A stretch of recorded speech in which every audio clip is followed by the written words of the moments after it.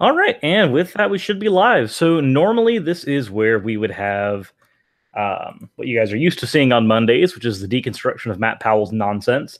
But since it is Christmas time, I figured we would end up doing something a little more lighthearted, probably a little less less heavy-handed as dealing with Scat Towel. Although I do wish him the best on Christmas. This is one of those days where I guess we can put our enemies aside for like 24 hours, maybe.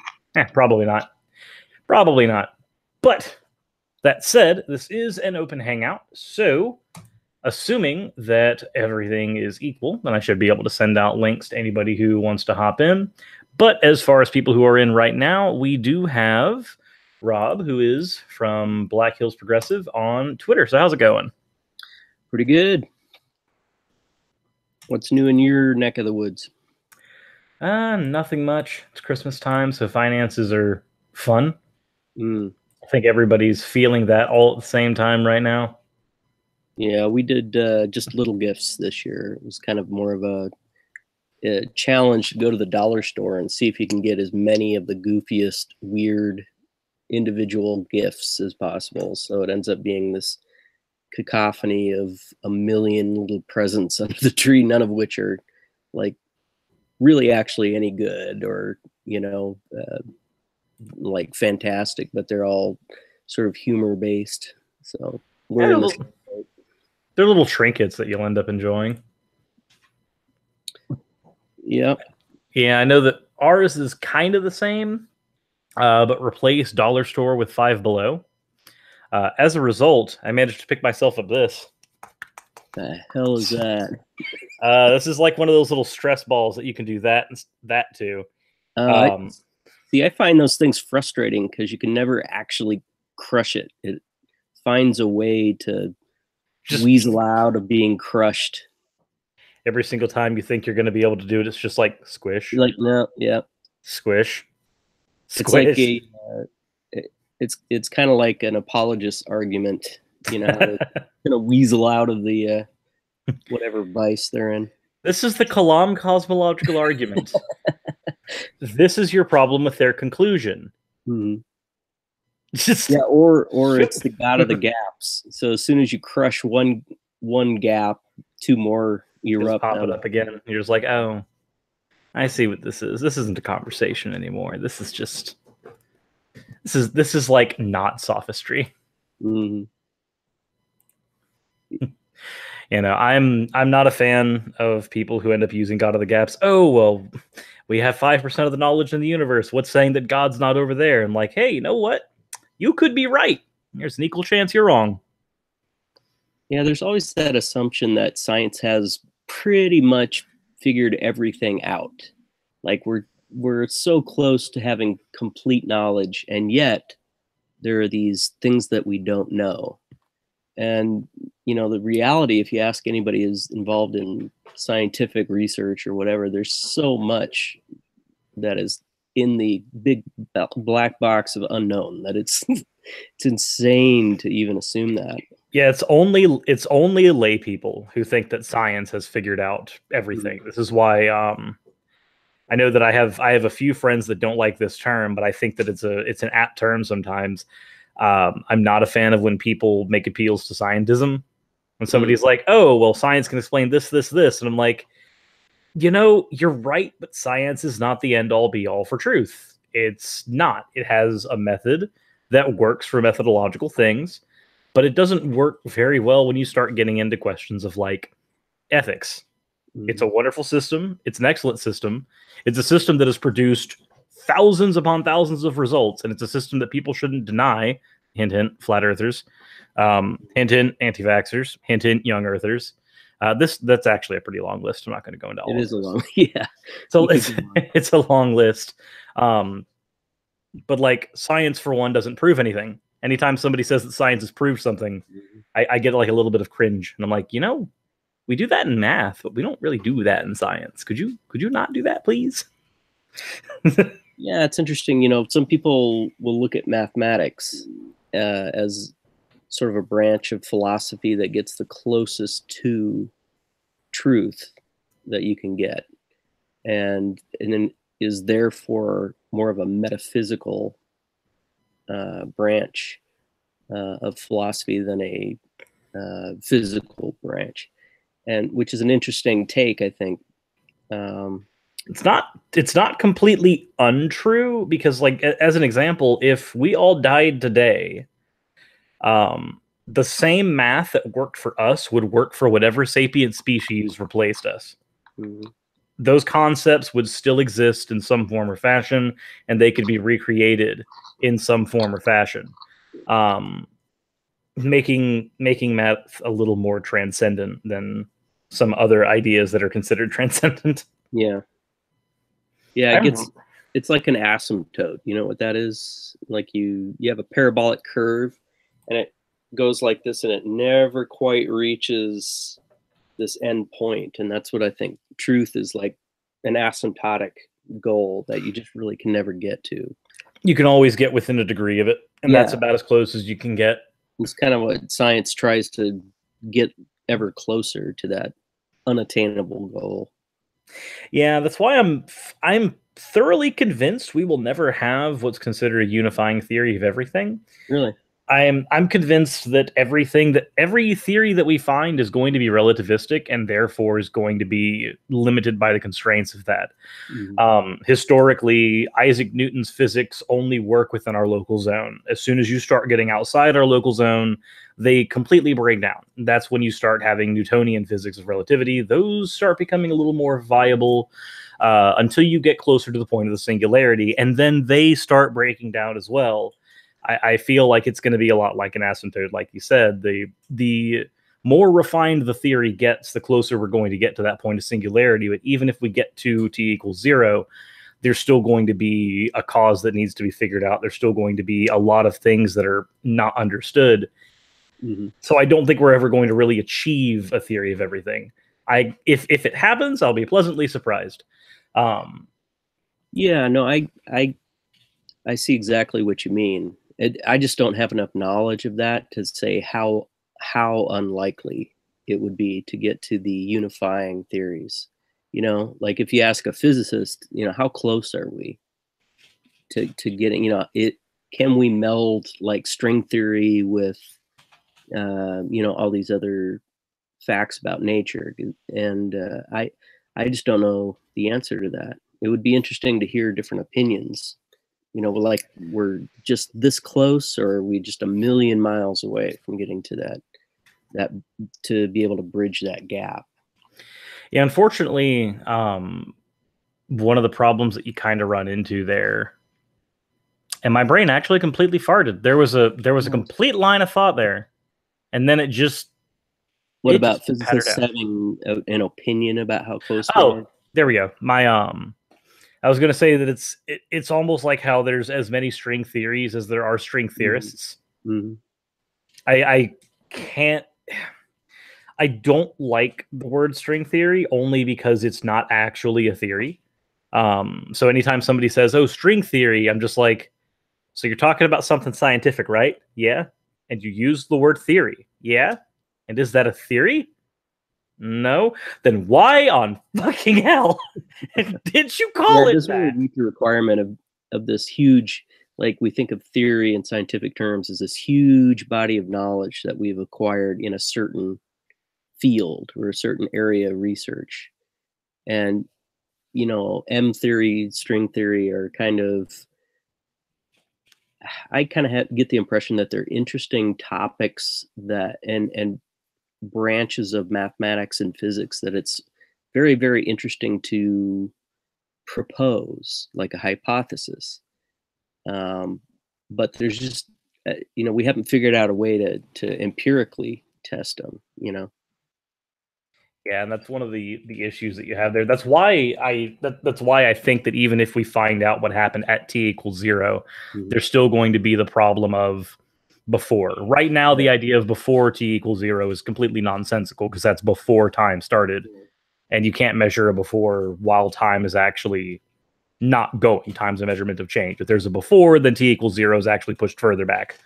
Um, but I'm when not you too bad with the idea, you know, that our observable universe is what we're talking about when we talk about the Big Bang and stuff. It's our local universe, and there could be concurrent infinite universes out there that, you know, one black hole in one of those universes led to you know, ours. We just have no way of, you know, peeling back the curtain and looking there within our own universe. It's kind of, we're limited. That's the asymptote, you know. Yeah, But it's I'm not a physicist, so I could be I'm wildly wrong about that. yeah, I'm definitely not a physicist either. I most of the things that I've learned, aside from the little bit that I was taught in school, which in retrospect wasn't really a lot. Unfortunately, the United States education system really sucks at that. Yeah. But the majority of what I've actually learned and held has been learned autodidactically, which the unfortunate side effect of that is that all of my learning has been very scattered. And my memory is already not very good to begin with. So, like, if I don't go into a debate with a page and a half of notes, I'm just kind of walking blind. Yeah, because it's hard to back up your assertions if you don't have easy access to, you know, either a link or a, you know, citing a source or something like that. So it is hard to do that. Yeah, citation or two is hard to come by if you don't have something written down. Like, I did a debate on a modern day debates channel on iggtheism, which I already did a video on a few weeks back. So ideally, I should have all that stuff still available, but I don't. So I had to go take a whole new slew of notes, and then come into the conversation. And the wonderful thing about that was that multiple authors that I was taking notes on were the authors that came up in the conversation. So I was just like, awesome, I took the right notes. I studied the right people. Did it come up organically, like somebody else suggested the authors that you already had sources for, and you're like, oh, cool. Yeah, that's awesome. Greg H. Martin, I believe, was the first one that came up. And afterwards, I was just like, oh, well, I'm glad you mentioned him, because actually, here's what I actually have written on him. And then after that, I pulled into the origins of iggtheism, which they go back to the 1960s. It's not very far back. I can't say that any school of philosophy is bad because it's new, since I'm a pragmatist, and that's early 1990s. So like, I can't knock something. Give me the nutshell on iggtheism again. It's like religion is. Go ahead. It's not religion. It's that the idea. Oh Jesus. It's that the idea of God is incoherent, or has been so ill-defined as to be incoherent. So whenever somebody says they're an iggtheist, normally you give the traits of a particular deity, and you can accept or reject that deity as if it were a claim. But with iggtheism, generally speaking, it works more like, well, that idea of God is completely incoherent, so I can't make a judgment call on it one way or another. It's not coherent enough for me to parse out. My problem with iggtheism is that if somebody can define a God, then it was coherent enough for it to be defined, and it's coherent enough to parse out, usually. Like, for instance, if we're talking about Yahweh, we can look at Yahweh and say, okay, he typically is defined as having 3 or 4 omni traits, depending on who you're talking to. Whether or not you can conceptualize that being, you can still imagine a being that has those traits and see if any of those traits are logically inconsistent. Like, if you have a deity that's all just and all merciful, well, mercy and justice are 2 sides of a coin, and you can only ever have a percentage of each. Right. But that percentage can't be 100% on both sides. You can never have more than 100% total, so you're going to have to split. But if you have a being that's supposed to be 100% merciful and 100% just, now you've created a being who cannot exist in any way that we would understand. And at that point, you might have a theist that says that, oh, well, that just means that he's well outside of our Right. realm of understanding. Yeah. But even then, at that point, it's like, okay, so you've defined this deity into absurdity, and you're accepting the absurdity as a point. Right. But none of that's the point of it. The point of it is that for you to even have that conversation in the first place, the deity had to be defined in a way that you could understand to make that assumption. Mm-hmm. The person I was debating against, Tim, I actually really liked him. It's not the first time I've had a conversation with him. I really enjoy Tim. He's a great guy.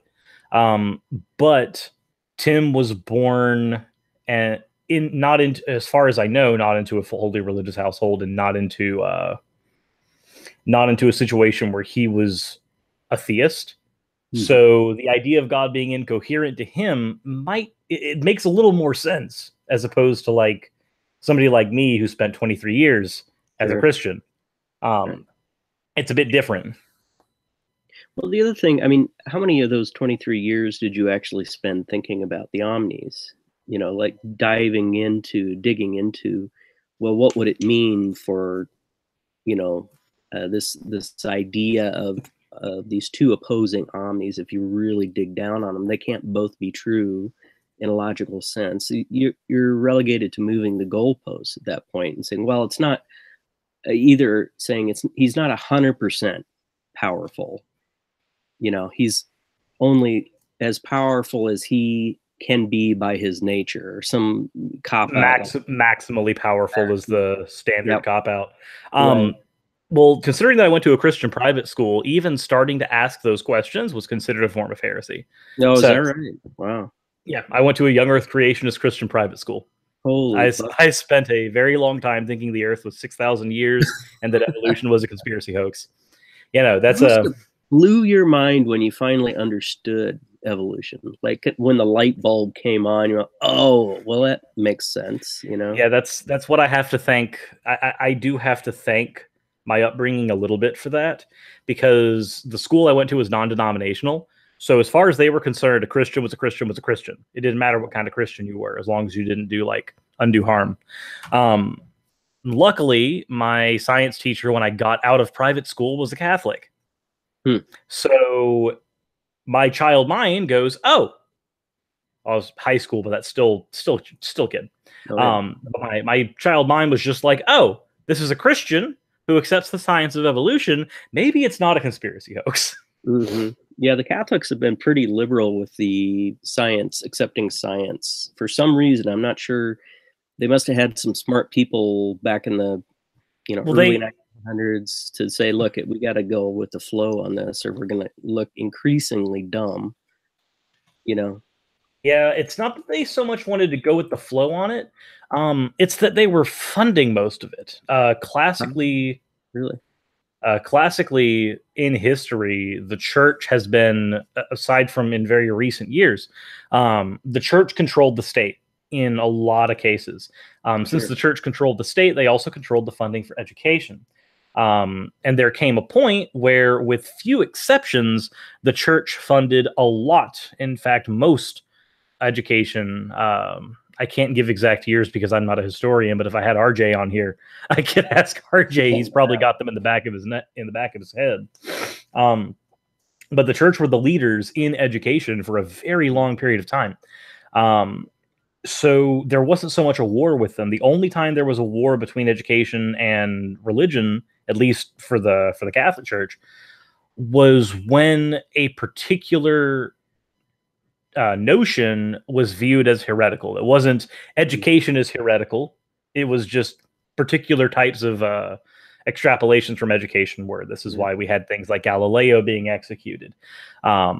There's certain things you just didn't do. So as long as you worked within the church's parameters, you'd receive funding and you'd be able to do whatever you wanted to do within the scientific community. But again, if you ever stepped on the church's toes, which Galileo inadvertently did, then you got executed. But it has caused us to have this wonderful meme in modern times of, well, the church has always been against education. I mean, look at Galileo as an example. He was a heretic to the church. They executed him. Well, Galileo is an example, but he's also he's also, I don't want to say a microcosm, because if he was a microcosm, then it would really, really not point to the real issues of what happened there, because the church killed a lot of people.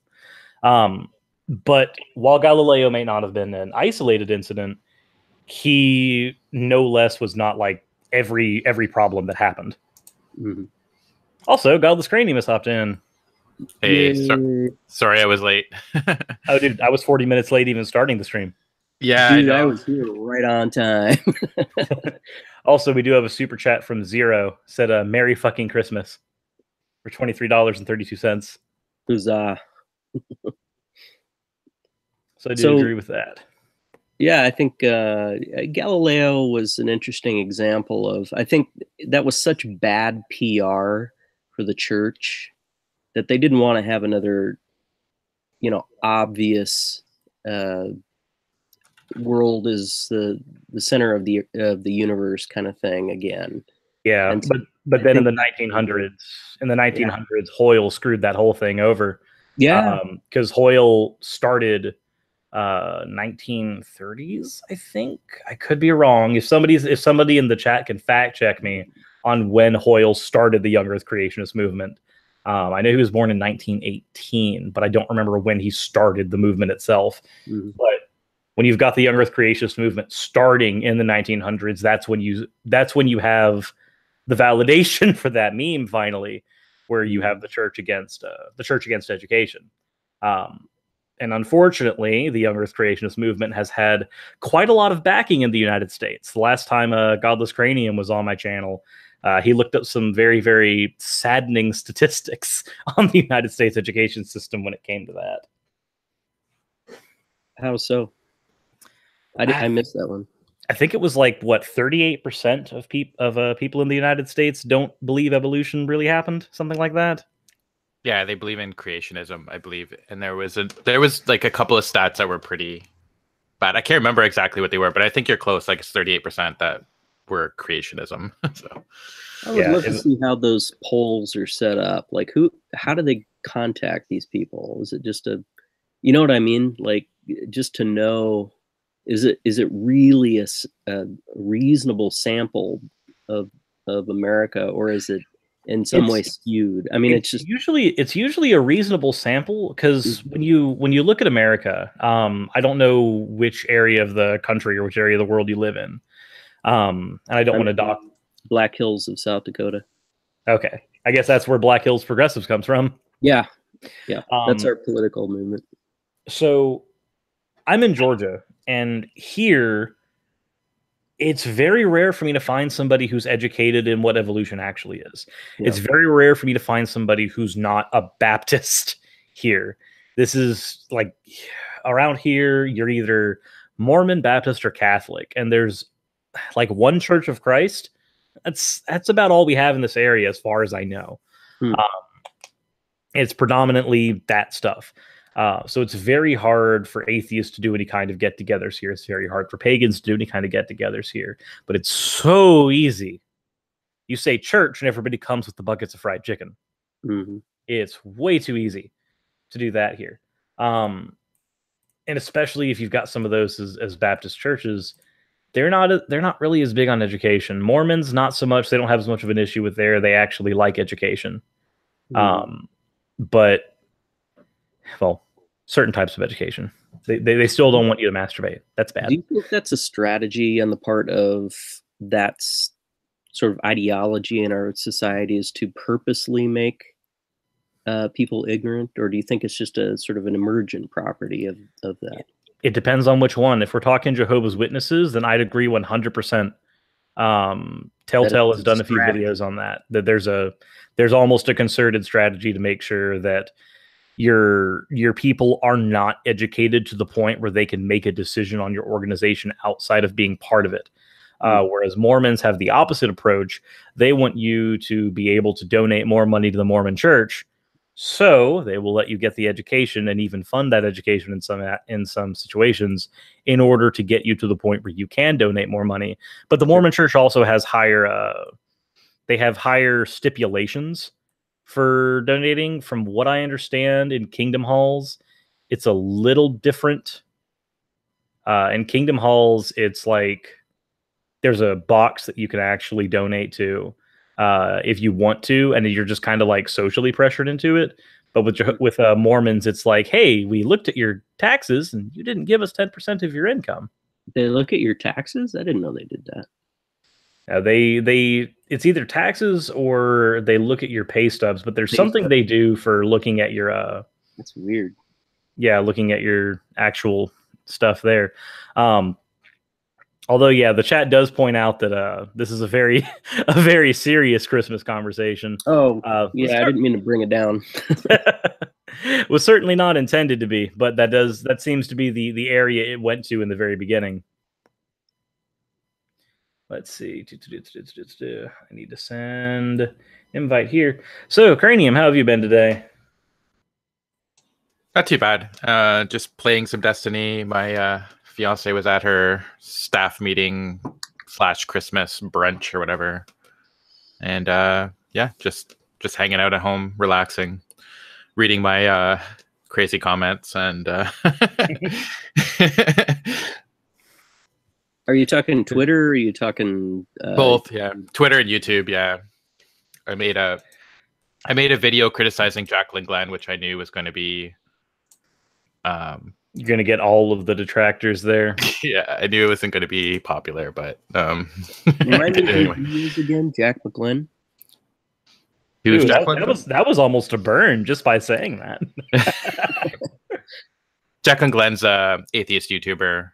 She has something like 500,000 subscribers. Holy crap! Yeah, I guess I'm out of the loop on her.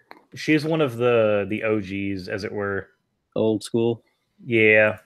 Unfortunately, though, being one of the old school YouTubers also means that going into the anti-SJW crowd was a thing that happened. Not all of them did, but that's kind of like one of those historic moments that happened in the atheist community, was the whole like SJW split. Yeah, cultural divide, kind of. Mm-hmm. Yeah. To be fair to her, I don't think she went into it as hardcore as some of the others, but yeah, she definitely went in.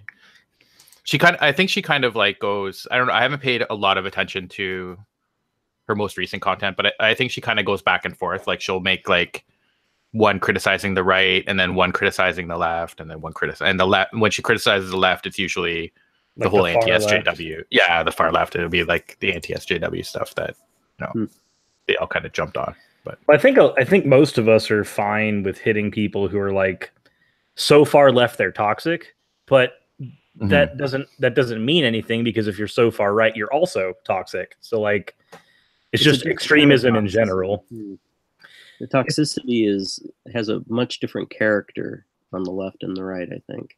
So it's true, like extremists sort of on both sides of an issue, can have detrimental effects, but the character of the detriment is different, I think. Yeah, one is, well, they're both memeable depending on what community you're in, but I don't want to get horribly into that because that's its own can of worms. Oh yeah. You don't want to get mean comments like I did? Oh, I'm fine getting mean comments. I have no issue with that. The guy that you recently did a video on for your when you did the Atheist That Stole Christmas video, I went to his channel and like I wasn't going to do a video response to him, and then Inane Dragon sent me one of his videos, and I was just like, oh. Yeah, it's a sewer over there. It's pretty bad. He has a video about the different types of advice that you give to people. Yeah, I watched a couple. I watched the one where he was talking about his girlfriend, I guess, that we're gonna break up or something. Creepy. Yeah. That one's creepy. It's like, the reason I haven't broken up with her after she broke my trust is because she learns. And like I'm just like, okay, she's so conforming. I'm just like, maybe he's 40 and she's 26, which doesn't mean a whole lot. Age gaps, once you're an adult, age gaps are what they are. You have your generational problems, and that's it. Like, it's harder for somebody who grew up with 80s stuff to be with somebody who's grown up with mostly 90s stuff, because those are two very different cultures. Well, even in the one that I criticized, though, she like I was watching her when I was watching the video originally, and she just kind of sits there for almost the entire video and just kind of like nods her head and like looks at him.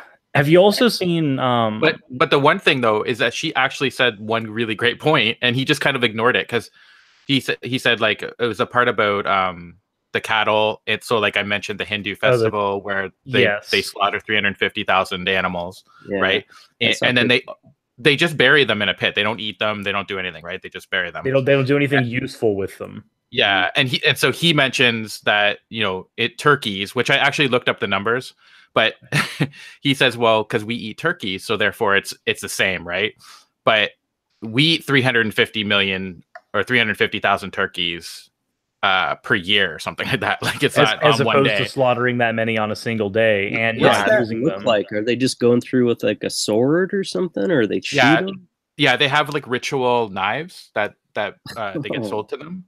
Yeah, it's like old school. And then so she says, well, but do they just bury them or something? Because that would make it different. And he's like, yeah, well, blah, blah. And then he just continues on. Like he just ignores her point. And she was right. Well, of course he ignores her point. I don't want to speak on somebody else's relationship for obvious reasons. Because that opens mine up to the same type of criticism. But their relationship seems kind of creepy. And I wouldn't be commenting on it unless he made a video on it. Yeah. Between him doing the whole, oh, she learned, and then him saying, oh, well, maybe at some point I'll have something to learn. Yeah, that is weird. And then when you see the like really, really strange way that like their mannerisms work when they're both on camera, it's like I don't see chemistry between you two so much as I see like subservience. And that's really weird. There was a hierarchy displayed, apparently. That just sounds toxic. It seems very toxic, and I don't want to comment on the relationship more than that. But there's a certain level of cringe there, and if that's just how they are all the time, and that's normal for them, then that's wonderful for them. But if you're going to put that cringe in the public eye, then unfortunately that cringe is also going to be up for public scrutiny. Yeah. Like that's just kind of how the world works. Also, Dragnaut says that I should check out that pre-sup group on Facebook sometime. Dragnaut, you need to send me a link to that group because I haven't actually seen that group before. I think Fino just pointed out that it's 350 million. I think I misspoke. I think he's right. It's 350 million because I'm looking up the numbers now, and it says 46 million turkeys are eaten each Thanksgiving, 22 million on Christmas, and 19 million turkeys on Easter. Okay, so probably if you added them all up for the entire year, it's probably 300. I think the killing them to eat them thing isn't insignificant. I think that's not an equivalence there. Yeah, exactly. One's doing it just to appease a goddess of war. Yeah, there's a difference. Like when you've got some Native American cultures, there's a huge respect for the animals around them in those cultures. As a result, whenever an animal is killed, generally speaking, you have a reverence for the animal. You go, okay, we need to take the bones and make tools out of them. We need to take the neck and make stock out of it. We need to take the eyes and make sweets out of it. We need to take the meat and we need to make food out of it. Like you try your best to make sure that no part of the animal goes to waste because you are taking a life. Like there's no ifs, ands, or buts about it. So you have to make it as useful as possible to try to justify it. That's a huge difference between that and just slaughtering because goddess says that needs appeasement. Like that's it's just like a huge field. It's literally just a huge field, and it's just littered with corpses, right? Like with cow corpses or bull. I think they're a buffalo actually. It might be buffalo that they're mostly slaughtering, but they also slaughter chickens and all kinds of other animals. That just kind of makes my skin crawl thinking about that. Like again, you have the appeals to emotion pictures from like other cultures where you see the different animals they eat, and it's like animals that we consider pets here in the United States or in Canada. And you see stuff like that, and it's a giant appeal to emotion. Like, look at these animals. You wouldn't eat a dog. And then you've got people who are like, well, actually, I've gone to these countries and I have eaten their meat. But again, at that point, yes, those animals are killed. Yes, it's bad. Yes, there isn't a moral ground to stand on, but they are being used. They are being consumed. It's not the same thing as slaughtering a bunch just because you felt like it. Because honestly, if you're slaughtering a bunch for a god, there's no difference to me pragmatically between you felt like it and you needed to appease the god. Yeah, I completely agree. Like even the most staunch vegan would probably admit that there's a difference between just murdering animals to appease a goddess and actually eating them for food, right? Like, Yeah. big difference. Yeah.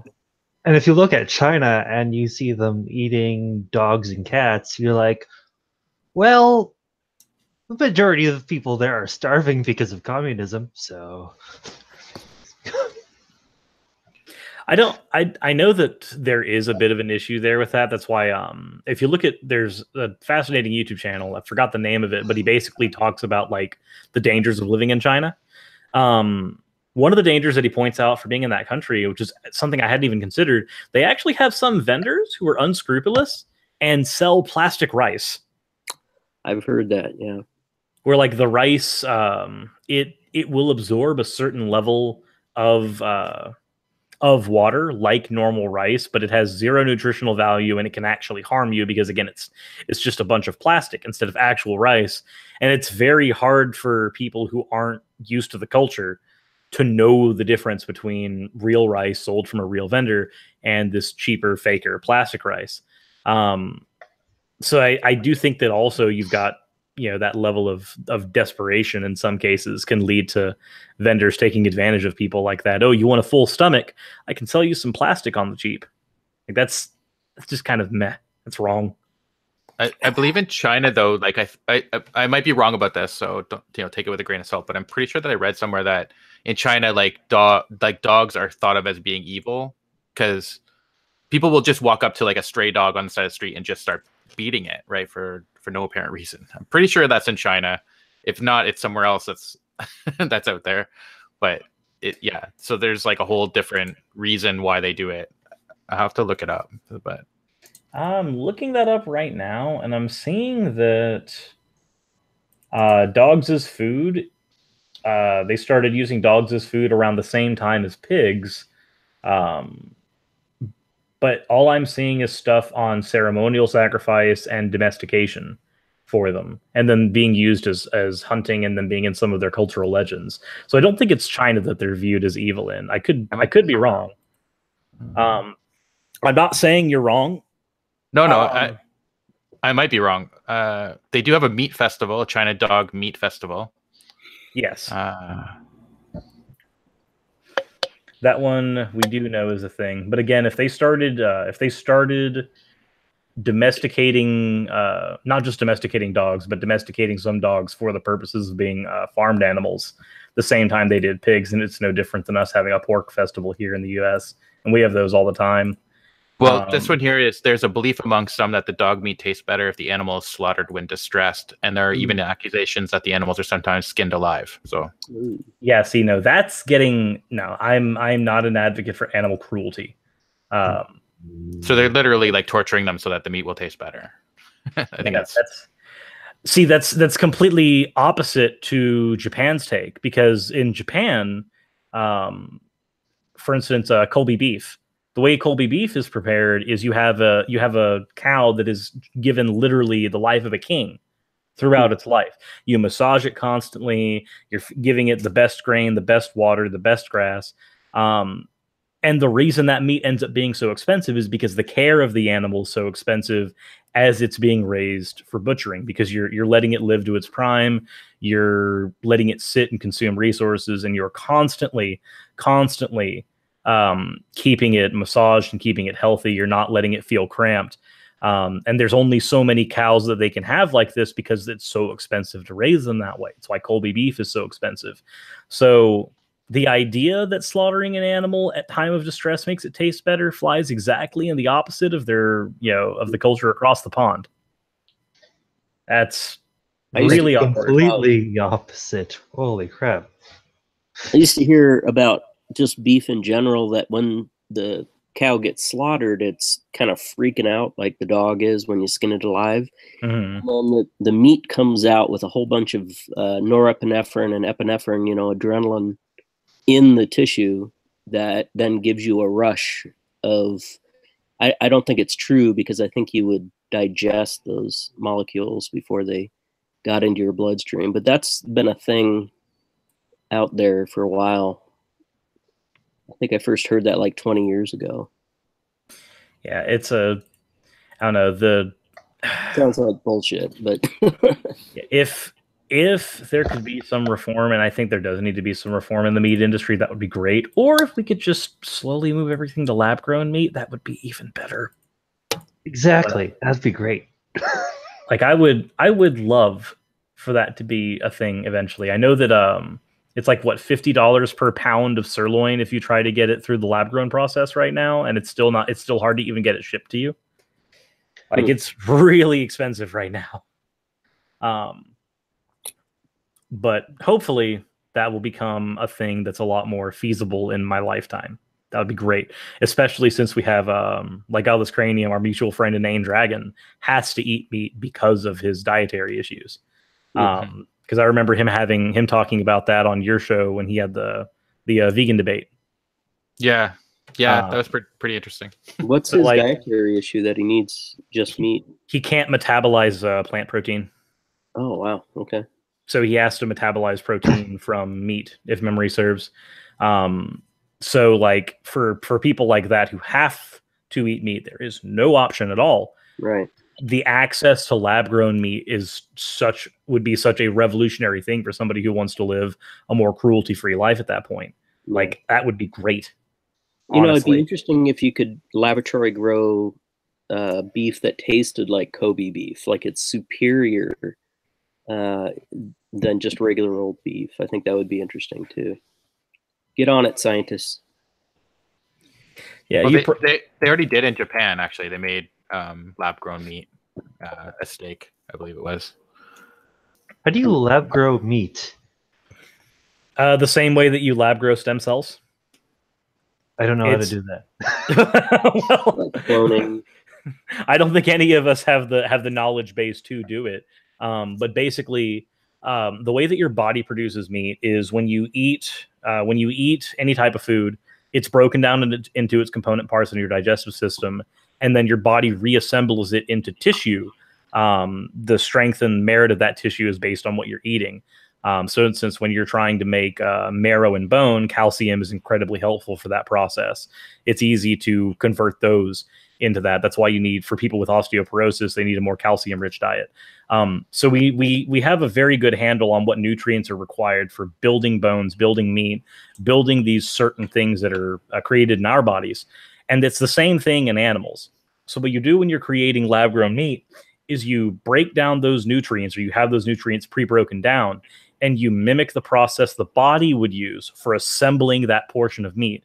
But instead of assembling it inside of a body, you're assembling it outside of a body, where there's not, when you harvest that meat, there's no person that it's being harvested from. There's no animal it's being harvested from. So you're not having to deal with the fact that something is dying to create this. You're just creating it using the same process the body does, just outside of the body.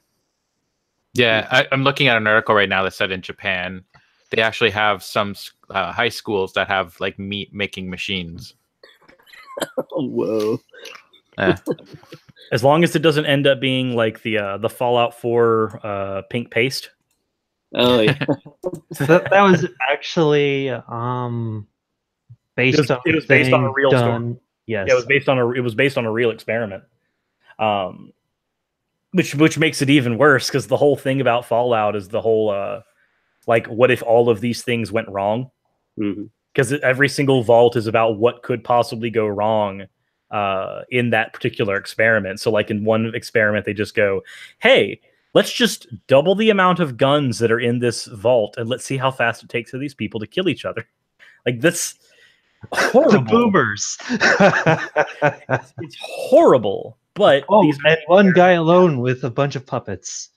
One guy alone with a bunch of puppets. I think there was one where they put nothing but children in, and they tried to see how long it would take for them to develop an actual social structure.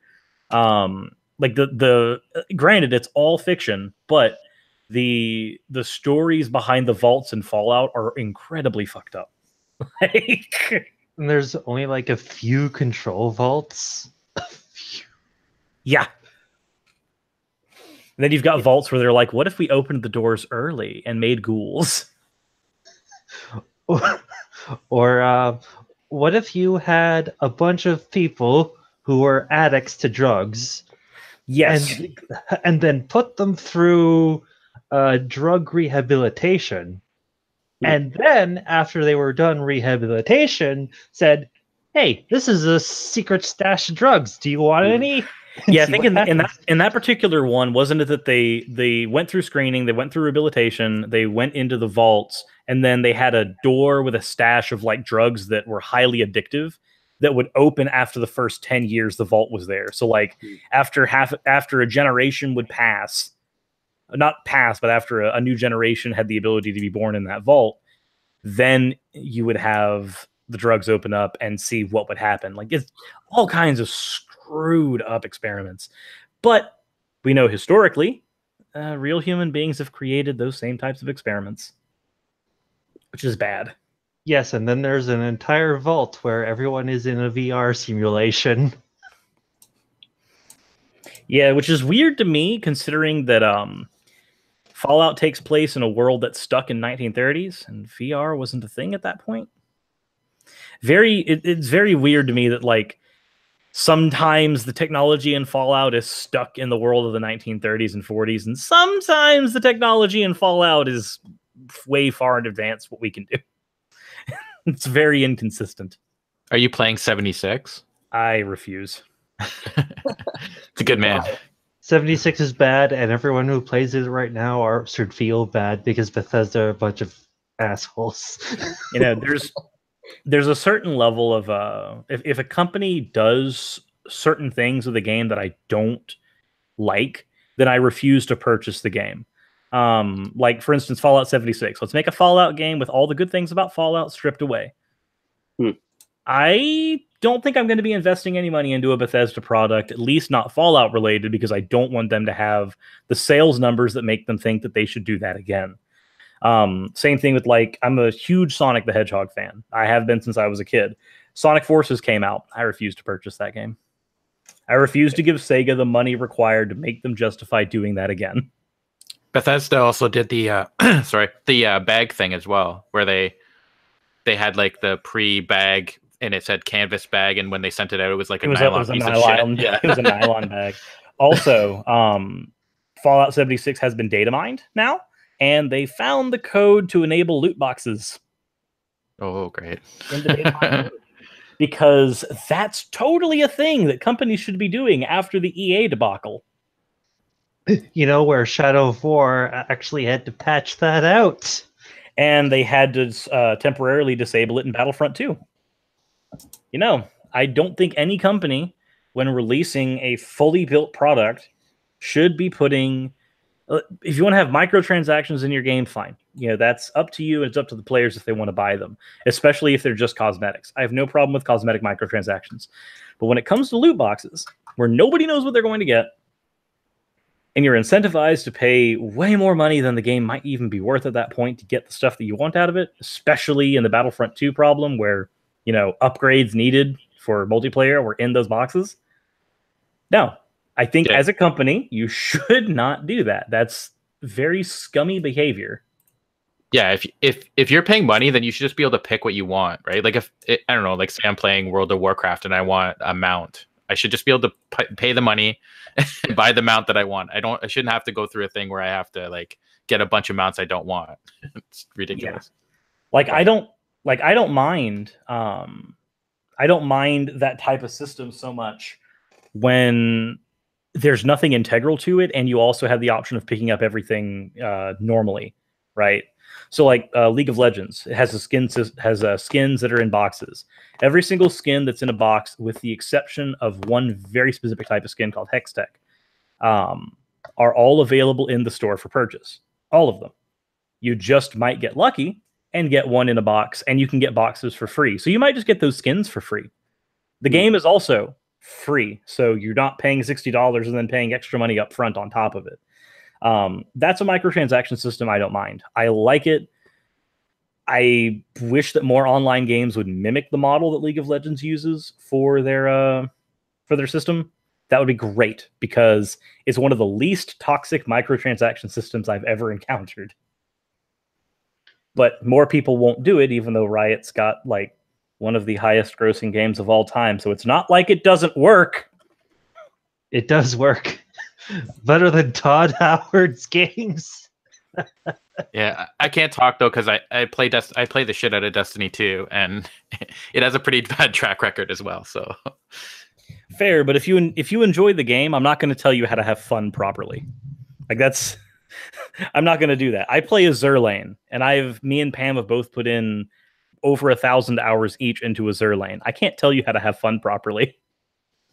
yeah, I agree. Like it's same with people that play the 76.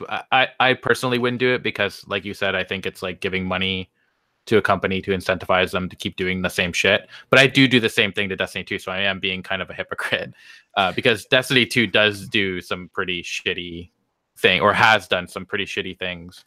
True, but Destiny 2, from everything that I've heard and read, is still a marginal improvement over Destiny 1, which is still a bit commendable.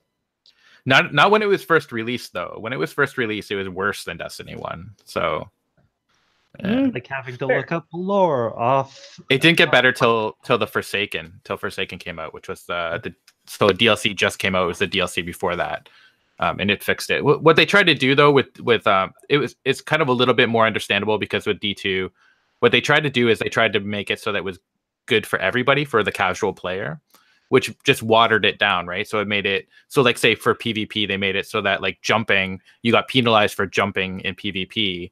So it's like your accuracy wasn't as bad. Yeah, but that made it so that there was Smash Brothers Brawl. yeah, so it was like the skill gap was lessened, right? So if you were a really good PvPer, you weren't being rewarded for being a good PvPer.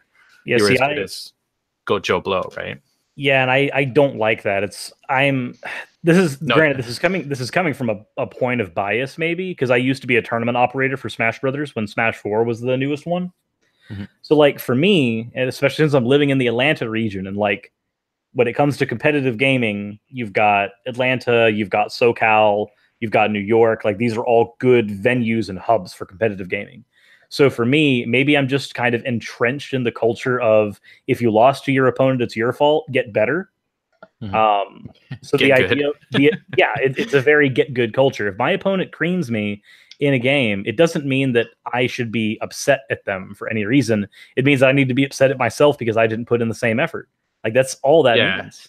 But really what they were trying, so like D1 was very like, there was like a hardcore, like me, like a hardcore player base, right? And then casuals would just come and then they would go, right? But they wanted to keep those casual players there because obviously it would make them more money.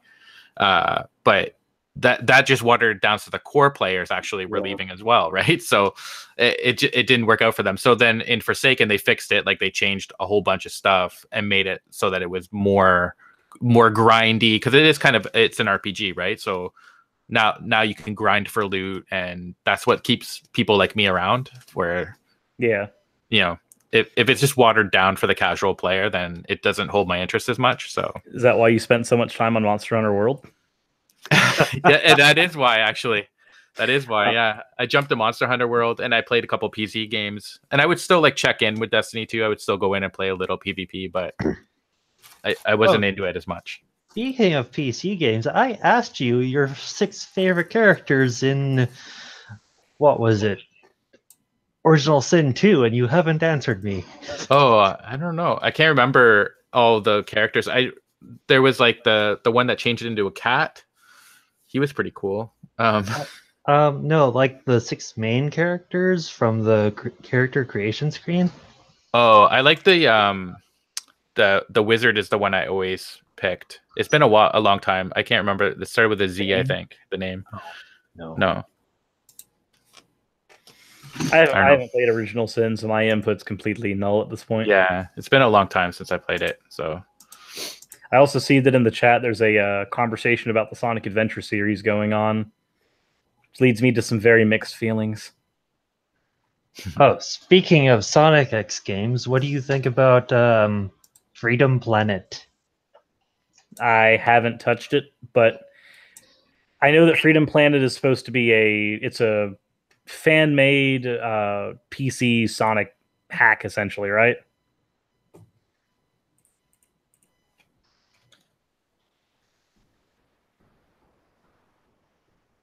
I wouldn't know. So you brought it up into the conversation, but didn't.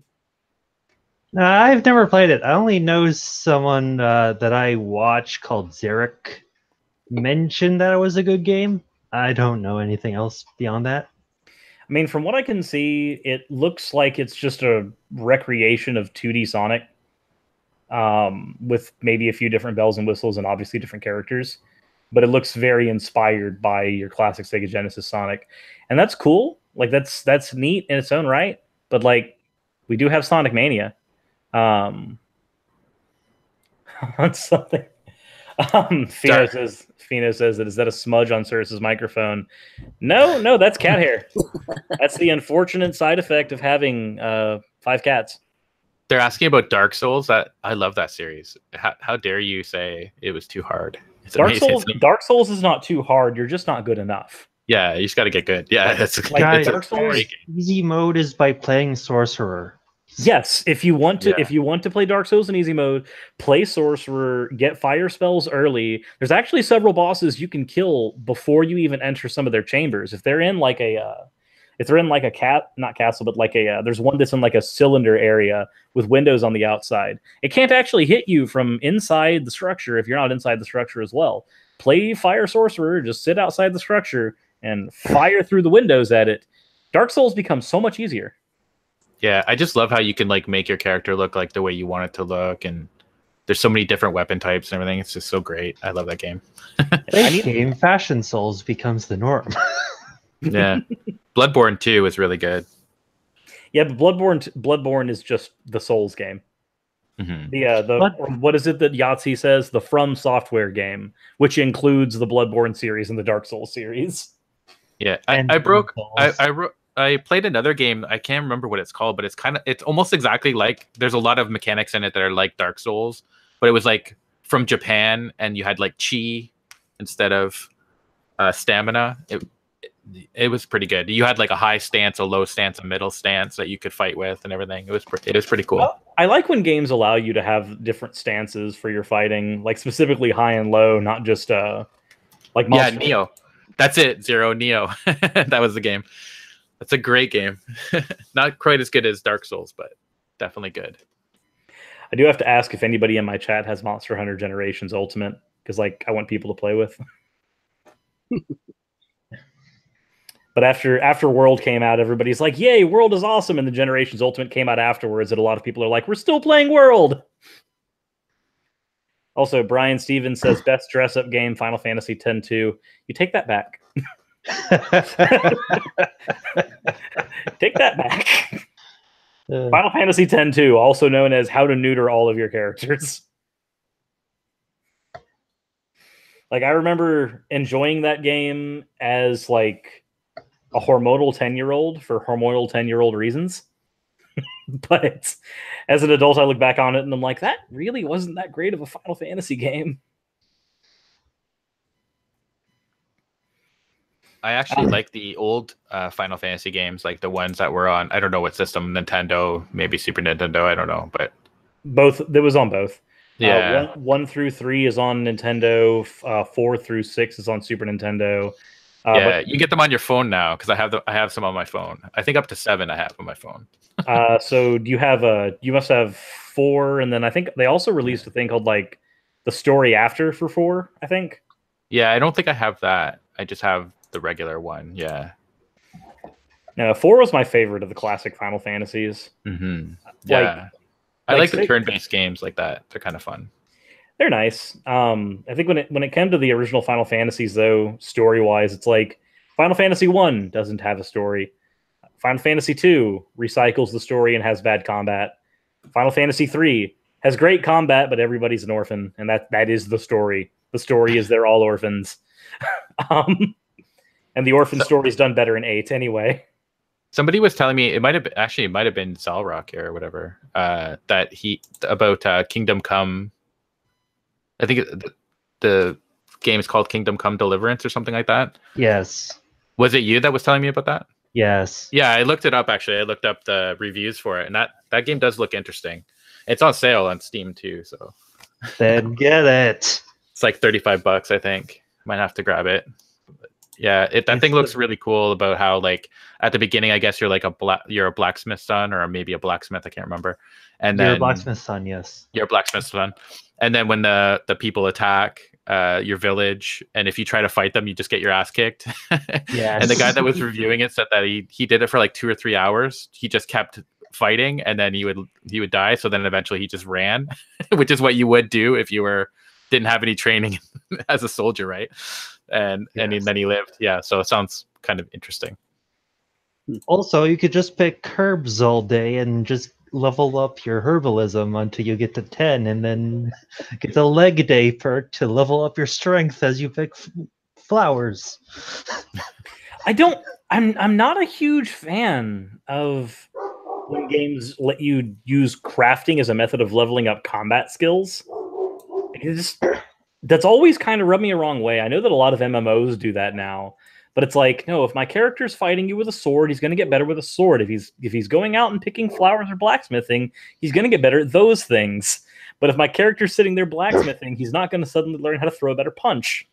He might get stronger. Yeah, he'd get stronger though, right? So he would get stronger, but it's not like for instance, if you have two people of equal strength and one of them's a fencer and the other one just picked up a sword for the first time, the fencer's going to run circles around him.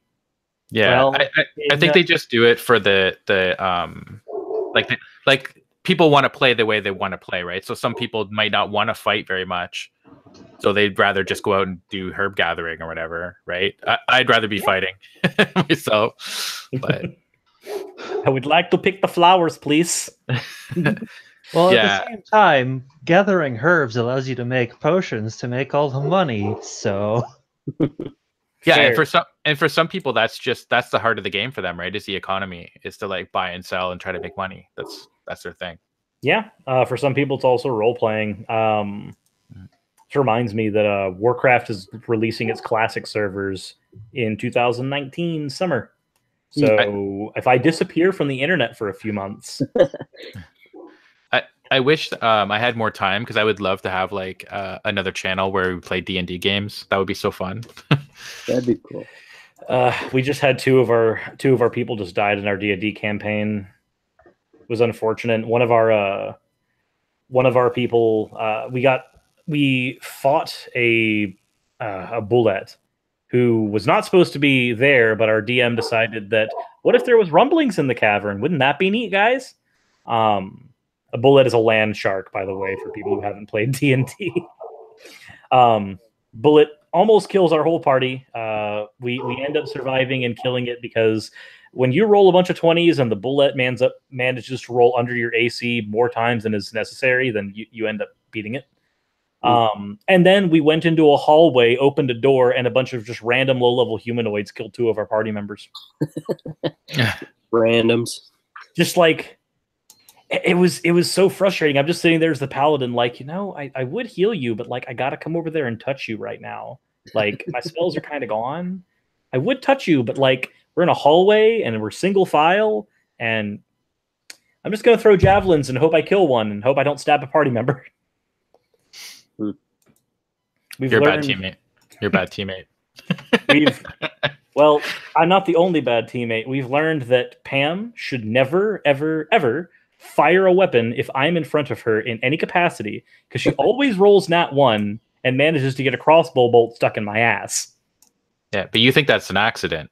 It's a strategy. Yeah. She's just like, our paladin's not healing. I'll make him heal himself.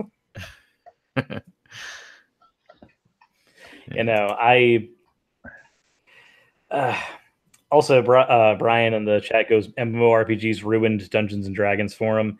I find them as two very different experiences. MMOs are a little more constrictive in what you can do, whereas in D&D, it's like, hey, I want to run up the wall and I want to do a backflip and I want to make my hammer fall on his face and crush it. Okay, cool. Can you run an acrobatics check for me to see if you can even fucking do that? Yeah, it's way yeah, they're two different games, I think. Like one's just kind of loosely based on the other, but by far, like the paper game, to me, I like the paper game better. I like playing it on Roll20. I used to play it on there all the time. Not a huge fan of Roll20, only because when I'm playing D&D, I kind of prefer being in the same room with the group. Yeah, that's good too. But I used to play it on like online with people that were not near me. So I had a group. I played it twice. Like I had a group that would come to my house every Sunday, and we would play. And then I had another group that I played online with. So yeah, two different things. Oh yeah. Both enjoyable in their own rights. And they're just saying that I do have one other thing though. Is that so like on my Roll20, what I would do is I would hook up my computer to the TV, and then they would each have their own like little tablet, and they could move their player, and they could watch it on the TV, and I would make the maps on there and everything. So it was better. It was easier than the map. Not easier, but it was better. It was more immersive, I guess. Because I could add music to it. I could add whatever I wanted to it. You see, for me, I've got. Hold on, where is it? I have it right here, actually. For us, we are used to using these guys. Mm-hmm. And there's also maybe it's because I grew up playing card games, but just rolling die feels really good to me. Yeah. Some of the people would rather like they would bring their own dice instead of rolling on the Roll20, and they would just roll on the table or whatever. Yeah, there's just something about like the feeling of doing it. It's the same reason that like for card games you can play like Magic and Yu-Gi-Oh and stuff online. But like if I have the opportunity to just sit in a card shop and play, that's always going to be my go-to, because shuffling the cards, holding a hand, looking at your opponent's tells, that's all stuff that you just kind of lose when you're just playing it online. It doesn't make people who play just online bad. Again, I'm not going to tell anybody how to have fun, but it's not how I like having fun. If I can help it, at least.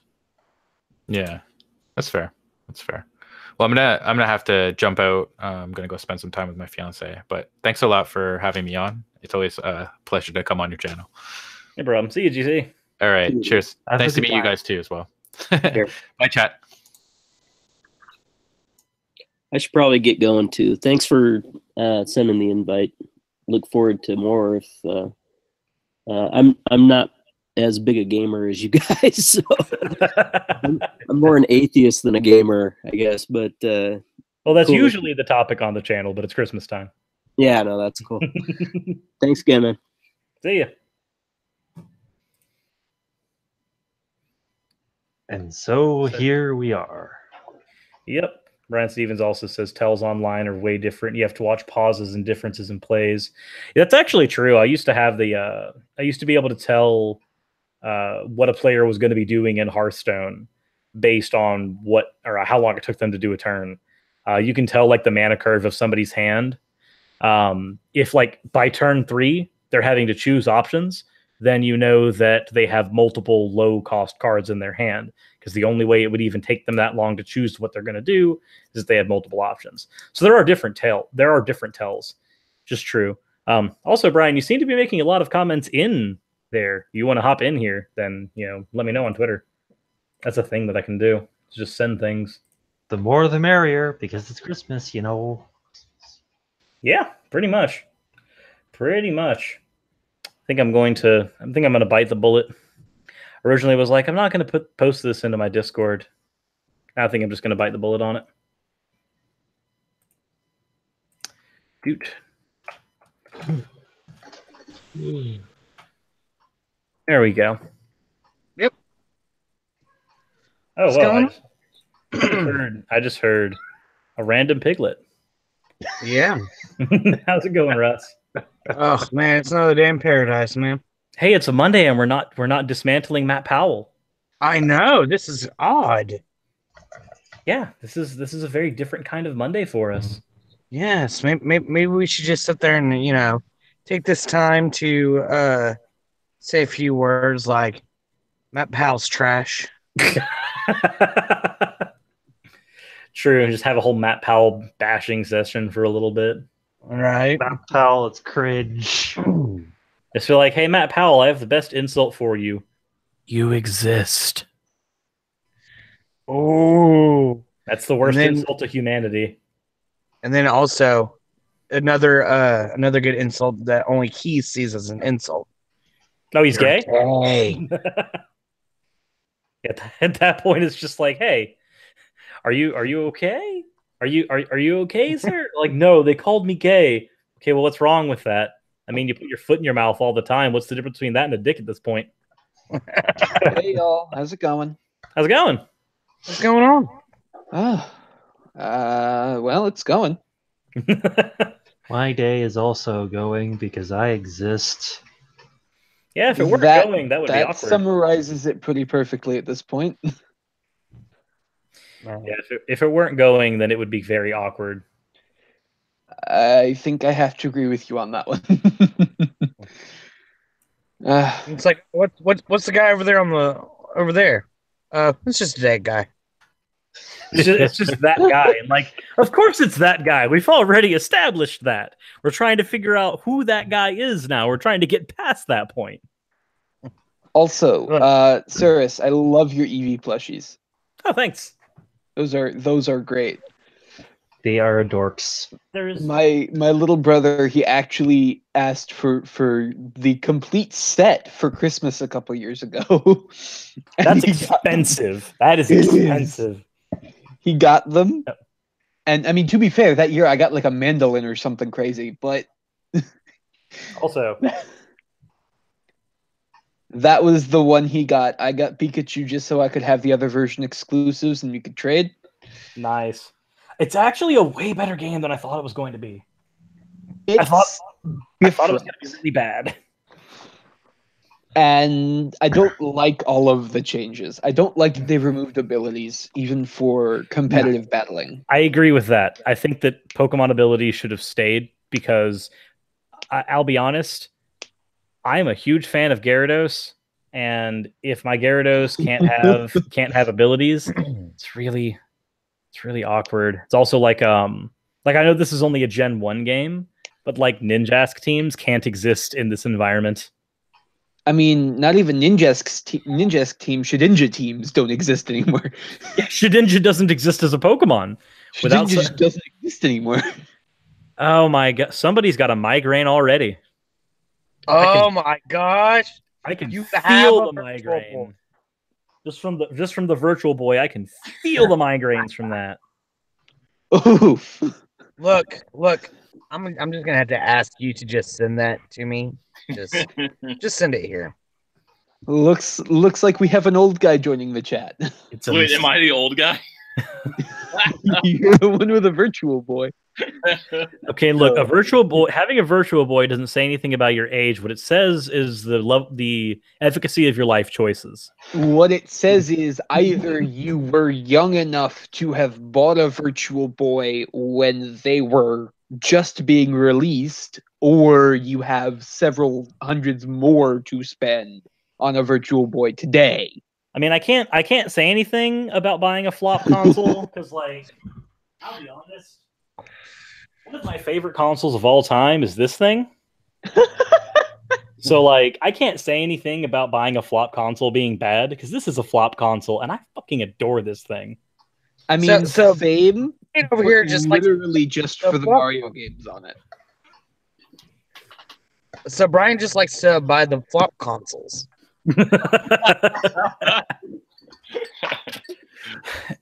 I will be honest, he's though. going to get another.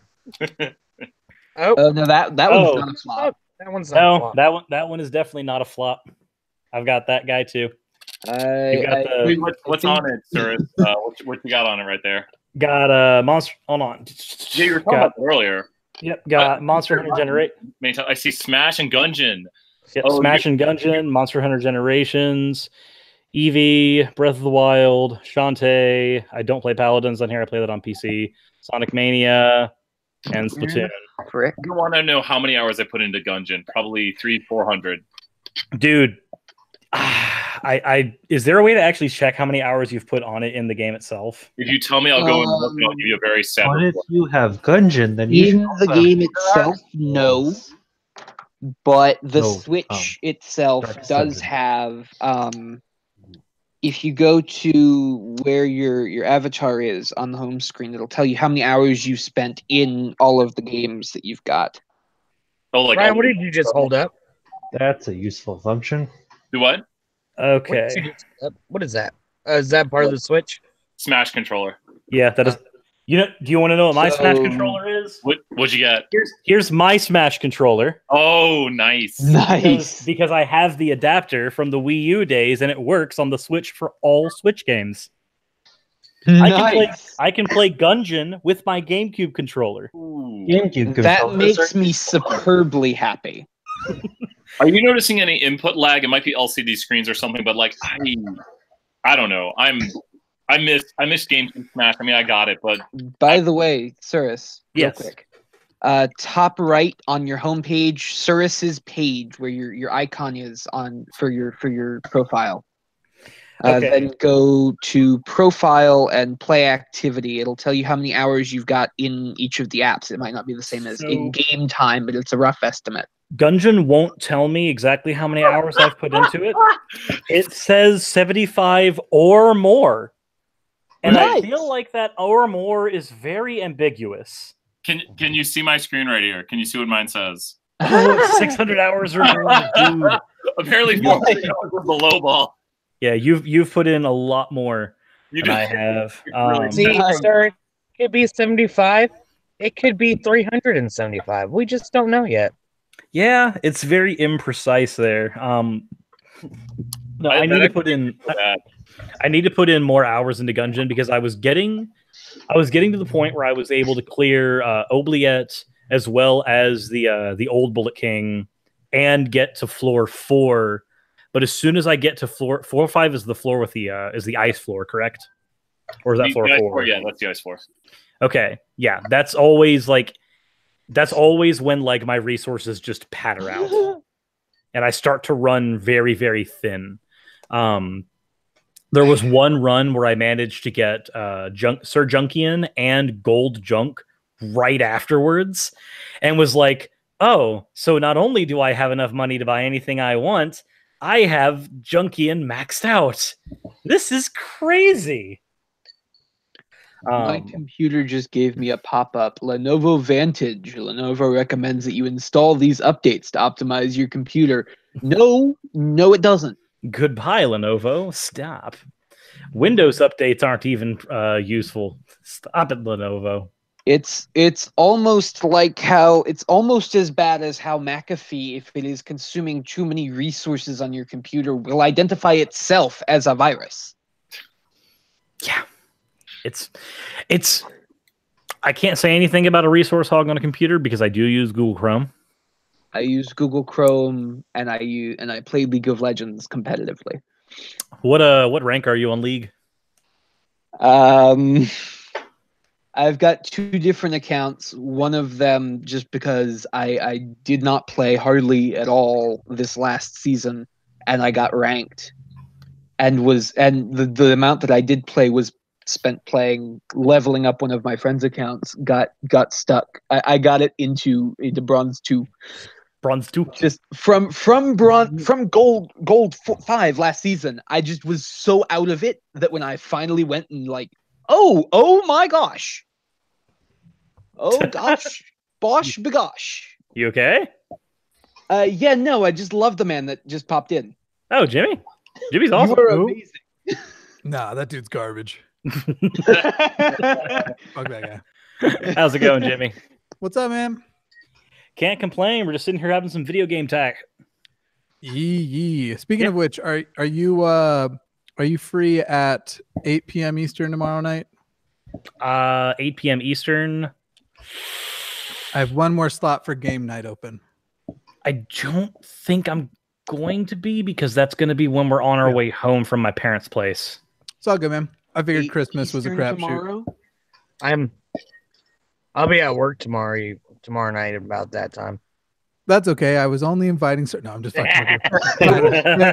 There is an order to the people I asked to open. Oh, slots. absolutely. If That's no one else is free, I do volunteer as tribute, though.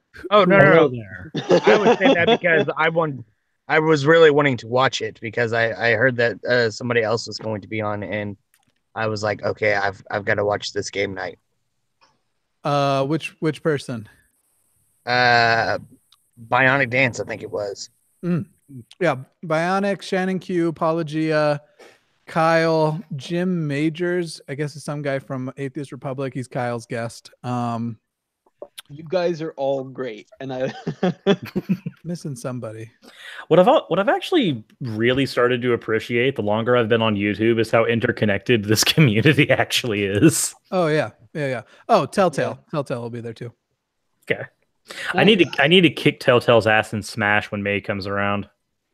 Because I know apparently him, Drew, and Thomas all had their own little Smash competition. I'm just like, I'm probably going to be able to beat all of you. I'm gonna do it. Nice. I suck at Smash still, but I haven't really had time to play any video games. So I have not gotten very far. I think I've unlocked like 3 or 4 characters in the story. You can unlock all the characters in the first 2 hours of playing. I'm talking about like the story mode. Fair enough. Yeah. I've played maybe like 2 minutes of the story mode. I said screw unlocking characters through that because it's way too slow. Hey, Brian, I feel like I recognize you. We've chatted before, yeah? We've chatted. We were talking about the hair conversation. I'm all about the Oh, hair. yeah. Okay, cool. Yeah. I was probably rather flirty. You're just a handsome person. I'm a semi-engaged individual, and I'm straight inclined. But you're quite the individual, Mr. Atheist. I appreciate your confidence, and anyone would be lucky to have you. So, no one can have take me. no offense at the comments. So Brian, go ahead and give me your Nintendo friend code in the side chat. How do I'm so bad at this nonsense. So anyone can friend me. Okay, I'm gonna go up to my profile. Like I'm doing all this right now. I've got Smash on the screen. Like, what am I supposed to do? So you're going to go to your profile, the top left corner. Oh, there's my friend code. I'll like broadcast over the internet. You know, why not? Or just send it in the group chat here that only the people in here can see. It's just like, here's all my posters and randomness. Like, you know, Captain Marvel. No, so I'll send you while you carry the conversation. Okay. Mainly because while we're on air, I'm definitely going to have to fight you in Smash. Oh, get your Smash. Can I add one of you and join as a spectator? If you want to do that, then you can hop in the arena and spectate. I haven't played anyone. That would be amazing. So yeah, that'd be awesome. What I'm probably you got somebody in your live chat. You might want to go ahead and bounce. They're just spamming bullshit. Oh, 2 people. 2 people spamming the same. Wow, Crack House Librarian. Yeah, goodbye, Crack House Librarian. And goodbye, Vernon. So I love it how. So this is Christmas time. This is the time where you'd expect that people like this are actually being a little more. What's the word for it? Gracious.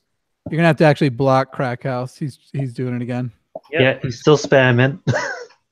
Yep. So we're just gonna. Nice. He'll change accounts again, though. Yep, there we go. There's another account. Here, wrench me and I'll help. Yeah, say something so I can wrench you. Wrench me. I am eating lemon Jolly Ranchers because they're discontinued, but you can actually still get them apparently. There we are. And Brian, I'm going to hand you a wrench too for silliness like this. Oh my god, it's back again. Yep. Boom. You know, it's very strange to me that people do that. It's just like, hey, look, we're just sitting here talking about video games, and yet you guys are doing that. It's almost like the narrative is that we're the bad guys, and yet here you are showing that a bad guy. What is it their impression is going to? Oh yeah, you got a fun little raid going on. It's either, I don't know if it's the same person or just a bunch of bots. Yeah. Like, holy fuck. How do you spam and FAP at the same time? I just wanted to play video games. Oh, here's another. Oh. I think it's hilarious that you have this spamming going on. I mean, it makes it rather interesting that these people think, hey, Cirrus, you've made it. You're getting, like, trolled. So. We had to bounce some incels before a premiere the other day. Oh, that's hilarious. Yeah. Hey, by the way, dear Mr. Atheist. Yeah. Shameless plug. I just put up my first YouTube video, and I'm super proud of myself. But how do I prevent myself from going on rambles? This is more at you and Cirrus. but it was really rambly, and I want to know if you guys have any advice for how to not do that. Either use a script. That's one way. I just say go on the ramble and then cut it out. Yeah, that's one as well. Like for instance, I don't use a script on any of my videos. I haven't used a script for the past like 6-ish months. So if I do happen to like check and post that something is a little rambly, I'll just cut it out and post. Okay, cool. Wow, thank you guys. The alternative also is if you're more comfortable using a script, write a script and stick to it, or write bullet points and stick to the bullet points. As long as you give yourself some kind of structure, or you're able to do some really good post editing, then either way, I you'll think be fine. at least until I learn how to do post editing, at least decently, What the do bullet you, points will be the route. I what do you use guys edit in, Cirrus and Mr. Atheist? Adobe Premiere. I edited in Hit Film. I did it in Camtasia, rather weak. Ain't nothing. Yeah, that's Hey, I'm using Screenshot or OpenShot, something like that, just free and downloaded off the internet. So Hit Film is also free, and it's modeled after like Adobe Premiere. So nice. it actually has a lot of the same functionality. So if you want free and efficient, then you want to go with something like Hit Film. It also has Nice. tutorials built into it. So if you want to learn how to make anything that you've seen from a movie, it actually has tutorials on how to do that. Unclick me as everybody else is talking. I think it's just showing my face. It is. Yeah. I don't know why. I don't know why I did that. You're the draw here, man. Everyone wants to watch me stuck on this lemon Jolly Rancher. Let's just throw this over to Russ instead. Give the people the ASMR fix that they need. Welcome to the Cirrus ASMR channel. We like Jolly Ranchers here. No. Why? ASMR is cringe. Mr. Atheist, you had a real boost in subscribers. You went from what, like 10 to 40 in what, a month or two? I now have 40 total subscribers. Yeah. Congrats. 50,000, somewhere around there. Wait, you do? 63,731 at last count. I'm at 1,400. I'm not doing too well. So. Let's get that to 69. Y'all are amazing, and I love you all, and just how casually you do this. So while I mean it's been an absolute fucking ride. I 99% of the time, in no way do I measure myself according to like who I'm doing better than. However, this week I will pass Mr. Deity, who at the moment is the #1 atheist ex-Mormon or anti-Mormon YouTuber anywhere. Specific to YouTube, but in the world. So I keep having this just this sort of thought in my head. Like I'm thinking back like 20 years ago, and I'm imagining my dad. We're at church. He's up on his pedestal as bishop, so he doesn't actually sit with the family. He sits separate from the family, so he's up there because he's the bishop. And I just imagine him looking down at his family, and just for a brief moment feeling a little like cringe that he can't explain. And what he doesn't know is it's me from the future telling him in 20 years, your son will be the #1 anti-Mormon YouTuber in the world. Merry Christmas. That's amazing. Fuck you, like and subscribe. Yeah, exactly. I Can't forget I'm to not gonna lie. subscribe. That's the first mantle that I'm like excited by. I specifically to be the #1 subscribe to anti-Mormon channel. Also, Brian, did you get the friend request that I sent? It should have appeared in the top left corner. Sure. Yeah, I sent you one too. Oh yeah, Mr. Atheist, you're very entertaining YouTuber, and I enjoy watching your content. I really wish you would undercut these things with an insult at the end. I'm the weirdest person with compliments. And your beard makes you look like a douchebag. Okay, well that's too far. I was gonna say it if he didn't. Well, Sorry. I have to Hey, defend I'm his trying beard. to- Mine looks worse. Hey, at What's least I'm trying to be the stereotypical polite Canadian here. Fair enough. Hold on. Well, I have no such restrictions as an American. Your beard makes you look like a douchebag. I love this beard. It's going nowhere. Yeah, so resigned from the server if you don't know. I'm like the one guy who constantly tries to do voice chat and no one's there. That would make you either Elizabetho or Crystal. Isabello. Okay.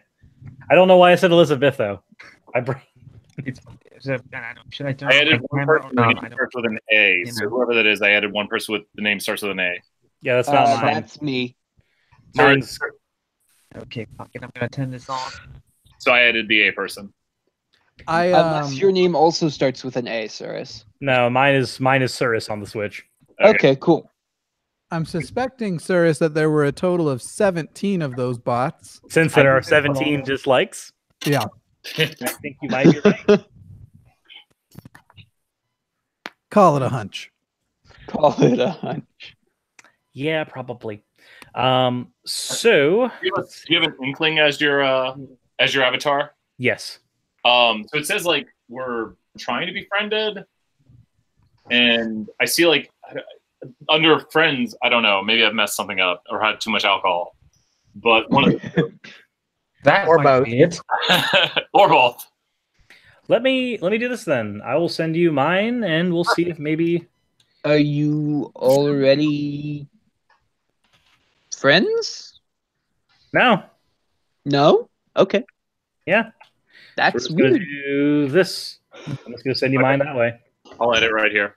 Mr. Atheist, what have you done? Now I'm feeling tempted to dislike Cirrus.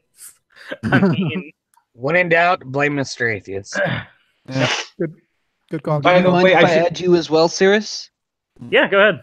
Great, If thank if you, man. Anybody sees that on there and wants to add me to play like Smash or Monster Hunter, go ahead.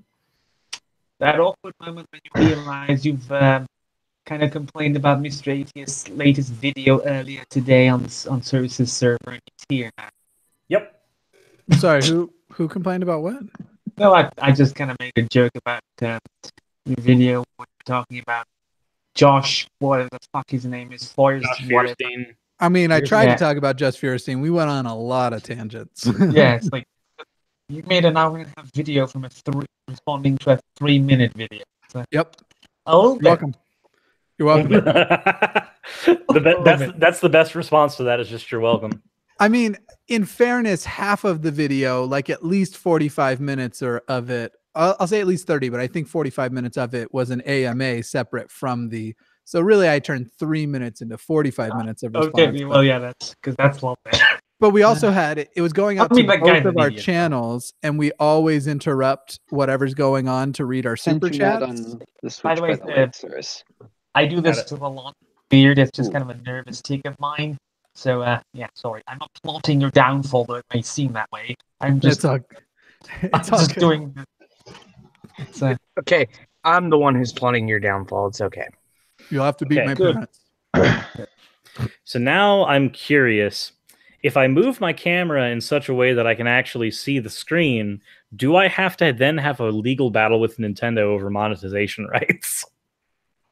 I'd probably wait because they turned off their partner program now, but that doesn't mean they won't be a hard asses again about this shit. Well, To be fair, It's Nintendo, and they're Japanese, and they don't You care don't about copyright. Yeah, but to be Sony fair, is we might actually have to get into a legal battle with them about it just for mentioning their product. yeah, Nintendo's weird about that. And then you remember all the officially sponsored Korean knockoffs of popular Japanese video games that came out in Korea. Your that got connection, altered. hold on. Connection is bad. Yeah, Elizabeth, Yeah, your you connection's can- very bad. Sorry Your about that. connection was dropping there, Dave. Sorry. Should I turn off the camera to make it better? That Just the might same? help. Might help. I'm gonna Pick up at I'm least a gonna little try bit less it. bandwidth. You saw Welcome what it back. looked like, so yeah. You saw Alright. my ugly mug, so that should help. It's still slightly bad. Nice Sorry. amiibo collection. I'm using a laptop. My modem That is like would be it. Yeah, that's probably having a having a non-wired connection is very, very detrimental. Also, I do have the arena set up, Brian, if you want to hop in. And is that an issue? Should I do something about it? You can I'm usually hopping do in and pretty I'm well gonna on go a over 5. to the spectator stands. If you can switch to a 5 gigahertz spectrum too, that usually is enough. Oh, let's see. Is this gonna? I have is no this gonna idea work? what you just said, Okay. and I study network management. This is not going to work the way I want it to. This is barely going to work. This is turning into a gaming stream. Basically. Aha! I think that might actually work. It's going to look really horrible. Okay, Chris, where do I go on my screen to get to your arena? Probably to online. Online, and then That's logical. he doesn't have Nintendo Online. I switched it to low in case. Do I have to join? Is it better? Online? Yes. Yeah, you do. that's a Give subscription. me half a second here. So keep talking. I'll join it. I'll pay the money. I don't give a shit. They also have a 7-day free trial you can do as well. Oh, hey, that's nice. Alex, do you want to do a match while we're waiting on him? Do it. Sure. What's the worst that could happen? Outside of me being extremely bad, Oh, you're not going to be that bad. I just need to. So, like, I'm standing this camera on my mic, which all from the lens of lovely. not being able to see Smash. So this is going to be interesting. Also, we got to This see. may be a bad idea. You know what? It's Christmas. Bad ideas are fine. People get drunk enough and have worse ideas than this. Is it doing something or is it the same? People sober have had worse Ready when ideas you than are. this. I'm just asking because if I just switch the quality of bandwidth to low, so It's slightly better. I honestly think so this is where it needs to be. if I put it down any lower, I'm just going to see Tetris graphics. It's already very 2006. There we go. Aha. That's probably as good as it's going to get. Probably is. Oh, you're Wii Fit trainer. You are playing the Meme King, sir. Yes, that is what words mean. Yes. Now, King K. Rool is like the meme of Smash Brothers right now. Oh, I thought you said mean, and I was. Your voice got so much deeper when you turned Yeah, everything around. I was going to say that is somebody else hearing this, or is it just me having a stroke? Nope, it was literally Surus having his voice changed by turning the microphone. No, putting a camera on top of the microphone. That helps. Not. But Oh, this connection is very awkward. Yes. Well, I got that. Yes. well, yeah. Stop it! I hate doing that. thing. Keep doing that. I noticed. So I noticed Sirius likes to play video games. At least I assume that much. Yes. Yes. Very. He even plays LOL. Okay, it's sure. It's a very bold claim, but I stand Oh, by it. ow. Wii Fit Trainer hurts. She does. I was not expecting that. I'll be honest. Oh, that one was fun. Oh, nope. And then the fact that your King K. Rool did things. Oh, well. Nope, you're not allowed on the platform, Surus. You would have platform. Nope. It's a stupid joke, but Down smashes are mine. is it super laggy for anyone else? Just me. It doesn't seem that laggy on my end, but I mean, the chat would probably know better.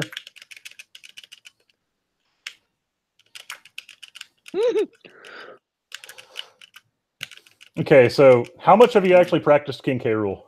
Not nearly enough yet. Yeah, that's definitely I only just unlocked him the other day though. gotcha. So just so you know, your down smash makes you invincible. Yes, Super Emmer. I do know that much. Woo. Like that. Yes. And I'm trying to remember what else. Your side B and your neutral B are the cream of the crop as far as your moves are concerned.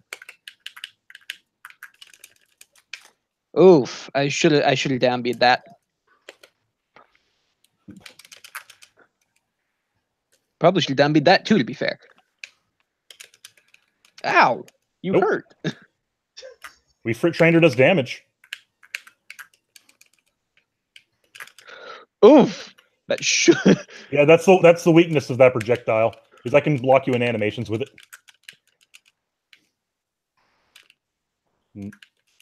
Oof. I still got hit by the belly though.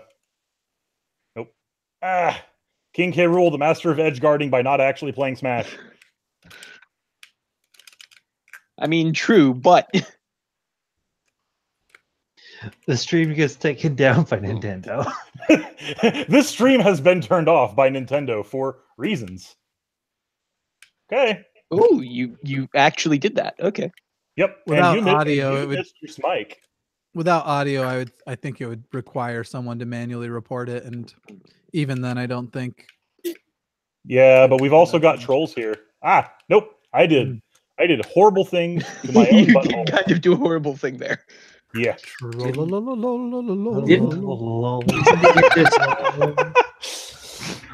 I love the troll. Got the thick belly. I got the thick belly, my guy. Please, no extra thick jokes. I mean, King K. Rool is thicker than an oatmeal. Ah. Okay, lock yourself in your animations. That's fine. I have no problem with that. Right there. Yep. Not bad. Oh, that one missed. Oh well. Okay. Oh. Ouch. Nicely done, my man. Sir, so where do I go? So you're going to go to battle arenas, and there should be a battle arena hosted by me, and you hop Yeah, in battle there. arenas, friends battle arena, join an arena, friends arenas. Battle And arena? There should be one hosted by Cirrus. Okay. Okay. First time playing online Smash, so we'll see how it goes. Fair enough. I'm gonna I'll go have ahead. to. Friends arenas. Do you want me to play this one? I'm gonna go ahead and do Meme King against him. What's That's Meme King? fair enough. Meme King is King K. Rool. Oh, the King Crocoduck. The reason that I'm not screen sharing is because this is on the Switch. This is a console, and I don't have an Elgato, so I have no method of screen sharing outside of literally shoving my camera at it right now. Oh, hello. There we go. So- There you are. So what you do is you select your character on the bottom, and then you drag him into the arena. And So then the play. game life streaming method then. wait, so, okay. Select your character on the bottom? Bottom left. Yeah, bottom right. Oh yeah, bottom right. Sorry. Bottom right. There should be I'm also stupid. there should be a little box with your profile picture Mario to start. Okay, and I got your it. name, and then it'll be Mario by default if this is your first time in the room, and then you'll pick a fighter after you click on the portrait of Mario. And then you drag. And then you press A and you drag your icon from drag your icon, drag over your where Zelda it is icon now into the arena. Yeah. Okay, I think thanks guys for. Okay, this is. Okay. Oh, okay. I see my icon. Got it. My icon is. Yep. There you go. Okay. Oh, Samus. Dark Samus, or is that No, a that's Samus? that's just a Samus recolor. Okay. Samus OC then? Basically. Actually, no, I think that's the not the gravity suit. There's a suit she gets like that in Prime. I can't remember what it's called though. All right. Oh geez, Meme King. Show me how it's done. Not the way I'm doing it right now. I wasn't gonna say anything, but Whoa. ooh. That's the thing is like I can't. I feel like I'm not gonna complain. No, I do definitely agree with you that at the very least with the just the Joy-Cons or even a Pro controller, your inputs will likely be somewhat behind Yeah, I I like- that of I like having a GameCube. wired connection. Yeah, I should use those because I feel it. Like I feel like I'm trying to do like a turnaround and like Your input will be severely delayed on that of a what a GameCube controllers would be, and that's just Smash more generally. The GameCube controller was basically designed, or Smash has basically been designed for the GameCube controller ever since Melee. Yeah, and that's why it's regardless of what game you're actually playing it with. That's why the controller's been usable on all Smash games after so Melee. far. Yes. The big thing I hate about the GameCube controller, at least for Switch, is what they've got as far as that goes is hey, that was a very nice very nice parry. Thanks, guys. I'm gonna get smashed up. Cirrus is gonna wreck me. Nice job, Cirrus. You want to know one awkward thing with King K. Rool that I haven't actually been taking advantage of? He has a true combo that I'm not using that I really should use more often. It's this. Hold on. Let me see if I can. Let's see if we can pull off the grab. I'm right here. Oh, my C stick is not working. That's weird. I need to hurry up and get you at least one life off. That's a likely story. Oh, I was trying to like. Here we go. Oh no! There we go. That's the true combo. If you do if you do the down grab, there's 0 frame buffer between using the down grab and the up tilt. So there's no actual way your opponent can react to the free damage. That's amazing. I wish I had popcorn. Would not have been able to figure that out. I'll be honest. Oh, I thought that was gonna hit you. Nope. Welcome to Clapistan. Nice job, Cirrus. You wrecked me. I did horrible. Great job, man. King K. Rool's overpowered though. Really? Blame him. So He is a Jimmy, that actually feels amazing. we could stay here and since we're two people who obviously I guess don't play this game, we could sit here and have our don't know what the hell's going on commentary. Well, I can join in that. I'm replying to emails and stuff. I'm trying to get work done. Yeah, no worries. I'm in the middle of getting everything set up before I leave the house to go to work. Like I might play one against. I might play one more if you're interested. Sure. That reflection of Cirrus in the monitor looked downright sinister at one point. Brian, did you hop out? Hold up. Yeah. For the moment, I might smash some more. Like I'm still going do through. this. No, I'm not. Obviously, I'm not prepped for the online battle. You wrecked me. I did. No, congrats to you. Well, I will say the only way that you'll get better at it is by playing. And I promise not to play King K. Rool because They buffed the puff, so I've instead I'm playing Jigglypuff.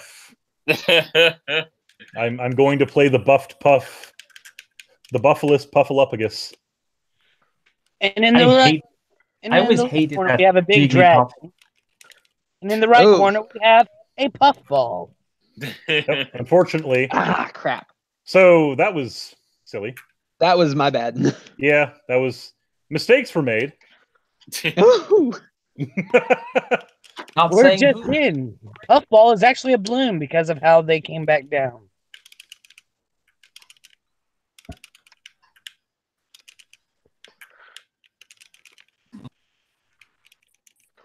Oh, silly. I don't know why I did that. Oh, well. I don't know why I used the lowest priority move in the game, but I did. Okay. I'll just walk into my death. That's fine. Sure, walk into it. Well, you realized that you were a big old puffball versus a dragon and said, you know what? This is just how I died today. This is Smash. That's fine. Oof. You know, you might have actually been able to get me with this thing there, though. I could have, but I have 0 faith in my ability to land it. Oh, well, that's fine.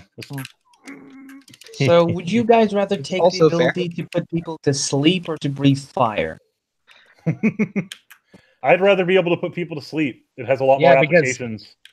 And breathing fire will just cause you to burn the inside of your everything. I mean, intentionally, like an attack. Like, it's like an ability. It's not like something you do. I don't know. I think it's kind of cooler. Sleep has a lot more application. Well, yeah, but then you get. I don't know why you did that. I thought I was closer to the. I thought I was close enough to the edge that I could get you as you were. Entirely my fault. Mistakes were made. Did Jigglypuff just put that dragon in like a leg lock? Yeah, pretty much. Yeah, I wish I saw that, considering the physics here are just is just completely and utterly, spot on here. Ooh, nice. Oh, that hurt. The Jigglypuff. Good sing, my dude. That was. Oh my god. How very do you awkward. feel that you got beat by a puffball? Like literally, it's like a pink marshmallow that became sentient. I mean, I feel about as much with regards to it as I do when my little brother beat me with a squid last night. So. Oh, did he beat you with Inkling? Is Kirby in this game? Yeah, Kirby's in the game. He beat me with Inkling. Yes. Inkling's top tier though. Like Inkling deserves wins. Yeah, but I was playing Zelda. Zelda's lowest tier in the game. We were playing. I was playing Zelda with FS meter on. Oh. Even then, Inkling has an 80% kill on Zelda. Inkling just has to roller you and then you die. Like, it's not really fair. Oh, this is an interesting matchup. Oh, this will be an interesting matchup. Sure. I have not gotten to play the new dwarf yet. I'm gonna present myself since he has a sword now. I've been told. Yes, he actually has a sword. Ooh. I wonder if anyone in Japan ever realized how dorky the name Ganondorf sounds. Probably not. What was wrong with just Ganon? That has a nice ring to it. Yeah, but now there's actually a canonical... Oh shit! That was completely misinput on my end. That's fine. I'll go ahead and take a stock for it. Thank you. So, I don't mind the distinction as dorky as it sounds. Okay, we'll just have to narrow you then. The reason I don't mind the distinction is now Ganon and Ganondorf are two separate characters. You got a super chat there, buddy. I did. From Brian saying hello to all you atheists for $5. Is that the... Oh, that's the sword. That is the sword. Merry Chrysler. Merry Chrysler. Did you just say Merry Chrysler? I actually said it in the that video. Was the sword premiere in a few minutes too. Oh. I made mistakes. I made mistakes. For me. That was almost awkward. That was almost very awkward. Yes. That was even more awkward than it probably needed to be as a result of me misinputting. Oh, the up tilts. Do you feel that you beat a woman? Ganon, a woman beater? Are you saying the king of all evil beats women? Yes, and that's just uncalled for. I mean, there's evil, and then there's downright, I don't know, just horrible human beings. I see that Brian has come back with some research. He said he was reading for round 2, so I'm curious as to what he's come with. What has he read? I wonder. Probably he learned that corkscrew is one of the best frame moves that Samus has. Oh, so now we're gonna beat another woman. Samus is a girl? Metroid is a girl? I'm sorry, I had to. What the difference is that she can whip your ass. What if Zelda was a guy? And that would happen because Nintendo is stupid. But we got Linkle. We got female Link. When? Hyrule Warriors. I was about to say Triforce Heroes. Yeah, Hyrule Warriors. We got Linkle. Huh. Yes, it was Hyrule Warriors that gave us that. Oh.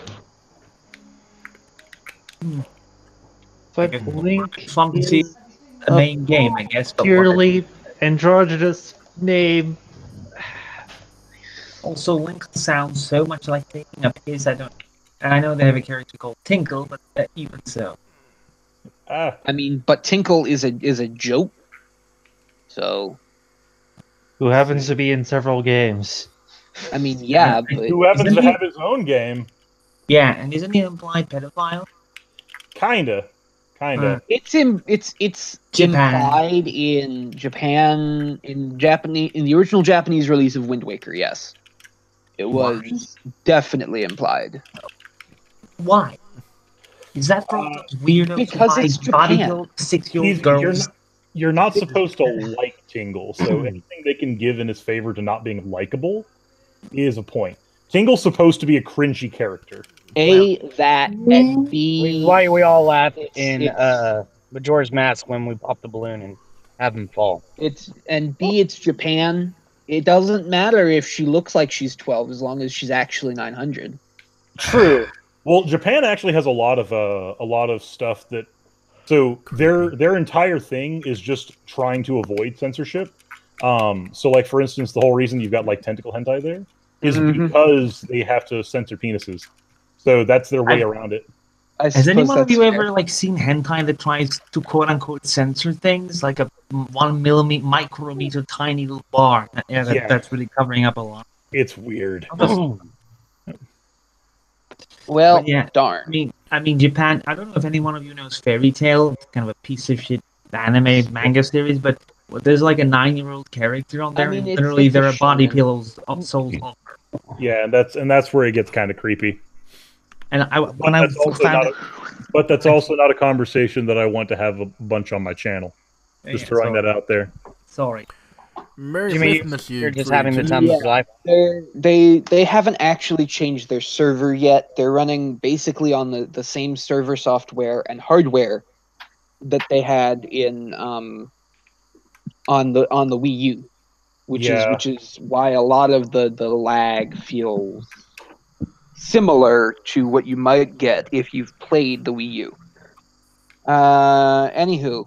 Yep, and I will be right back. I'm gonna go plug my Switch into the TV in the sitting room. Fair enough. So I'm gonna mute myself so y'all don't have to listen to me scraping around while I do that. I also see we have somebody who's right next to Mr. Atheist, but I do not recognize for some reason. Godless Ozzy. G'day, Merry Mythmas, you fruity toots. To you as well. Can you hear me? Yes. Yes, we can. Okay, awesome. You know what? I have projectiles too, damn it. Mine aren't lasers, but that's fine. So is anything that isn't lasers is automatically failed. Yeah, it needs to be lasers to be good. I understand. It's like laser, like there's two categories. It's laser and then there's not lasers. It needs more DACA. MAGA? DACA. No, DACA. What is DACA? Chewbacca? Orcs firing bullets. DACA. For some reason, I was reminded of the Warhammer cinematic trailer where they're firing orcs into walls. That just... I know. I have made some horrible mistakes in my life. There's no reason for you to take a stock for that. No, you should have just stayed up on the platform. Oh, very nice parry.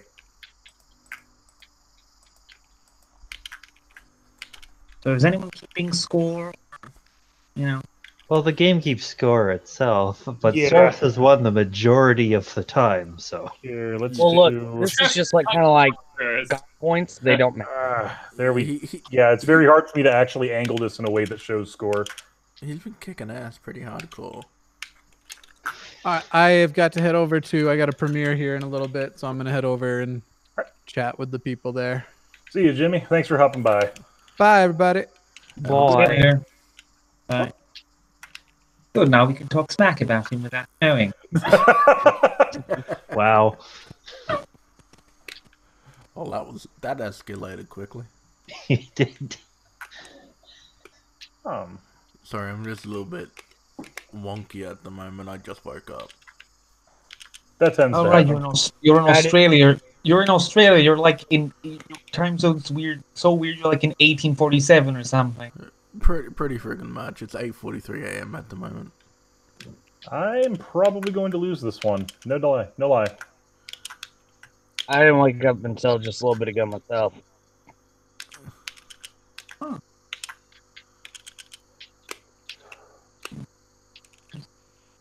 Nope. Seems a little less stuttering with less people. Hot. Nope. I have made horrible decisions. Oh God. Mistakes were Well, made. there you go. Guys, I think we need to. mistake. I think Serge gave me that one. You did quite fine. All right. That's fine. I made some really, really egregious mistakes during that. Yeah, I don't think I played that well. I think you just played bad. You're doing great, man. I don't, dude, I've been kicked. I've had my ass kicked by tournament level players. You don't have to. Well, I need to get better. I obviously haven't played this one nearly enough. Who's RKO? I would be. I'm playing them. Is this? I have no idea who this is. Well, okay. I guess I don't know. Okay. Well, I'm about to get my ass whooped. Yeah, that's somebody I don't recognize. Go ahead and do a character swap real quick. Does it keep you in if you win? Is that what it does? So what it does is if you win, you stay in, and if you lose, it will throw you to the sidelines. And then he'll jump in. Yes. So I don't actually get to see the fight that's going on here. Again, I have no idea who this is. They're got double damage on me right now. They're beating me pretty well. Fair enough. I'm not trained in this yet. They're doing like a bunch of kicks with Yoshi, like ridiculous amounts of kicks. Oh, Yoshi's really technical, so that's probably why they can manage that.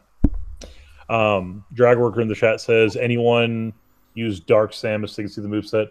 Unfortunately, Drag, Samus's and Dark Samus's movesets are identical. The only thing that's really different is the damage percentages, knockback, and the way they move. But aside from that, Dark Samus is identical to regular Samus. Lame. Yeah, I'm willing to take Dark Samus into the next battle, just so Dragworker can see.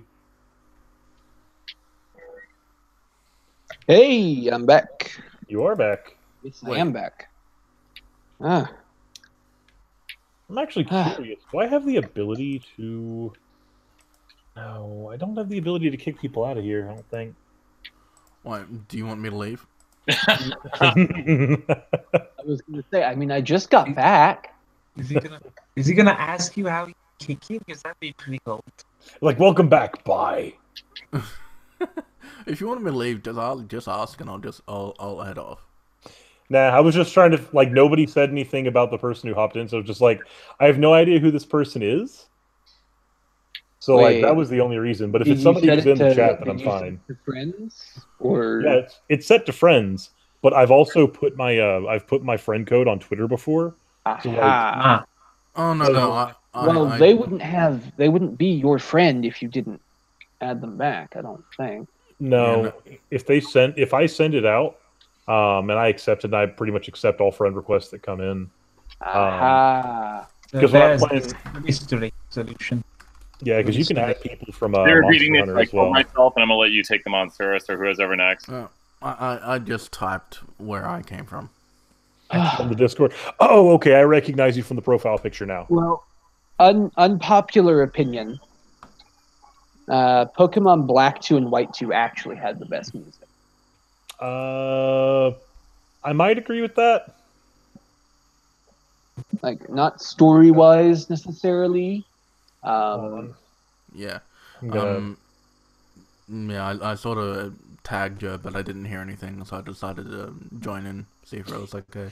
Yeah, my Discord is actually on the secondary screen right now. The screen that currently is being taken over by my Switch. Oh. Because my Switch and my PC are both plugged into looks the same like monitor. it's you and me again, or something. The rest? Unless Brian is popping back in. I don't know, is he? He seems to be muted, so we can go ahead and take the match while we're waiting. Do you guys want to do a 3v3 or 3-for-all? Let me see. I can. We could, yeah. So I'm joining back to the arena if you guys want to go all out. Yeah, for me to do that, I'd have to change the arena types. Give me just a second. Sure. Oh, okay. Yep. Create arena. Format. You know what? We'll do team battle. Team battle. Yep. We'll do team battle. Oh, geez. So is this going to be a Cirrus wins? I don't know. I haven't played Godless Aussie yet. Hold on. I don't have a Switch, unfortunately. I'm a little bit too poor. You do realize that the game said Cirrus looked like it's Cirrus wins. That's true. Am I allowed in here because I'm a deist? Should I be kicked out? No. Okay. Deism is just one step away from atheism, anyways. So you know. You're a deist? Oh nope, we got to lunch you now. Oh God, no! This is a mob. This is a mob now. Oh God, in whom I don't believe. Hashtag Boo Brian. Oh God, who I think is imaginary. Oh my godless. What? I was warned about you, atheists. You were. Now? Yeah. You see, and the thing is we are definitely the type that if you don't have a same opinion as us, then we just absolutely hate you. Really? That's what I was told. I was told that repeatedly. Exactly. You know, that's just how it is. FYI, people in the chat, if you don't realize Also, it's sarcasm. Isn't the less Marth hair looking Ike? Isn't that the one where it sticks up on end? Isn't that supposed to be some sort of isn't that a different game from the other one that he's in? Oh God, they included Rob. I'm processing, but I still don't get it. I've never played Ike. Below Young Link, next to Pokemon Trainer. What's wrong with Rob? I don't know what's wrong with Rob. Go to the right other skin, God. the one with the pointy hair. Hashtag Boot Brian. Those are two different games that Ike is in, right? But that's supposed to represent, right? I switched up my character. I went like classic with this. Oh gosh. Oh man. You probably know who I'm going with if I'm just going like old school, like everyone. Honestly, though, my little brother kicked my ass the other night with Toon Link, and it was hilarious. That's close to what I'm using. Young Link? No, just Link. Just Link. Link. Link.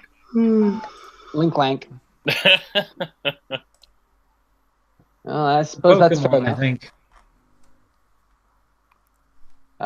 You joining us, Cirrus? He's in now, I think. Or oh wait, Cirrus. Someone else is in with us, not Cirrus. Though. Hold on. Is my microphone working now? Yes. Okay, cool. Yes. Microphone works now. Smash. Oh, okay. Okay, so my teammate is RKO. Looks like Who's it. on Yes. my team? Who is it? That's me. You got Alex on your team. Oh man, this is hardcore. Let's do this. I'm playing a character that I don't understand, so at least there's that.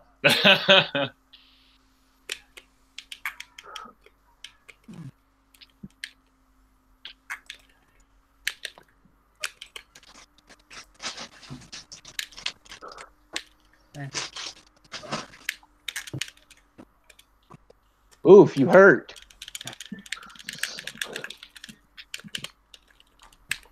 You seem to have much larger inputs than I do.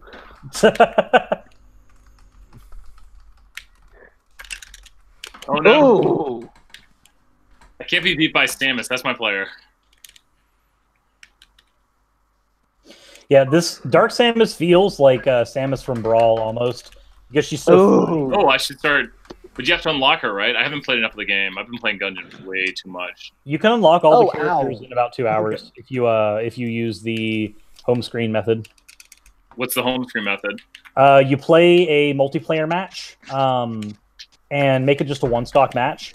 Win it, and then after the first 10 minutes, it'll unlock a character. Then go to your home screen and close the game out, open it back up, and it'll reset your 10-minute timer, and it'll allow you to go into a match and get a new character again without having to wait another 10 minutes or go through story mode. Okay. Pretty good method right there.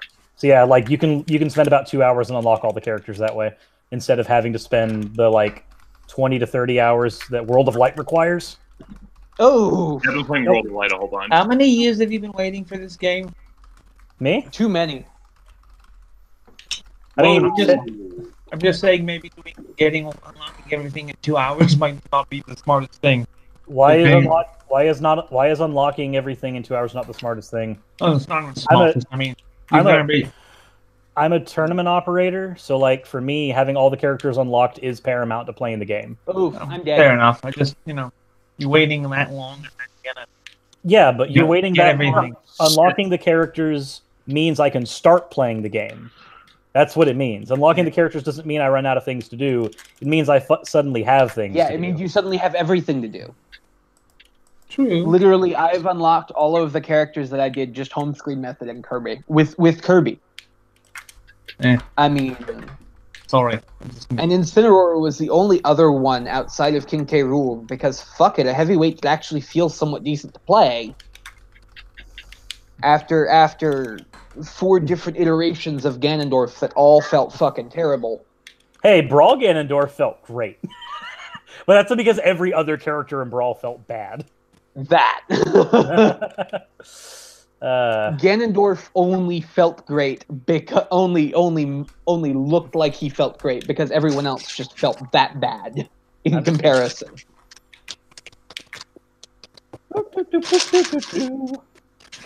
I'm sorry about the noise. I'm sorry I died so quickly. That was my bad. Ooh. That was fun and interesting. You guys did quite well. All right. Hopefully it randomizes the teams around. I think it should. That would be the preferred, yes. Yeah, that'd be. Yes. Let's see. It's giving me a waiting for players thing. Same here. Nintendo, why does your online blow dick? Oh, there we go. Yep, it does do a randomize. I wonder why. Maybe. No. No. I wish to change characters. Allow me to do so, game. Oh, Prodigal Skeptic is RKO. Okay. He's in the chat. We're gonna actually use my main now. Oh, fun. I haven't been using my main. Who's ready to get fucked? Hold on. I need to actually if I'm gonna use my main, I need to use my actual there we go. My actual thing. Boom. Okay.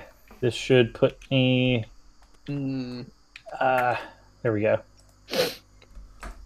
I mean, I guess just Richter and Zero to Death you? I hate Richter and Simon. I really do. I don't so sorry.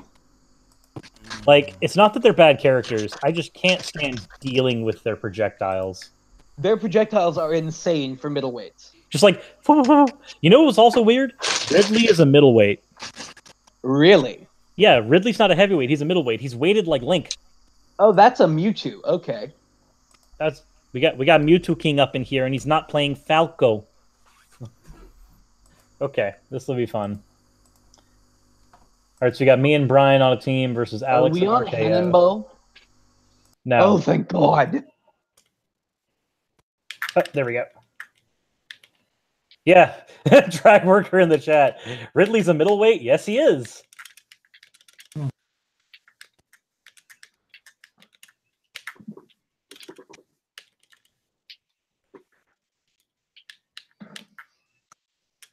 Sorry for any chewing noises. What's up?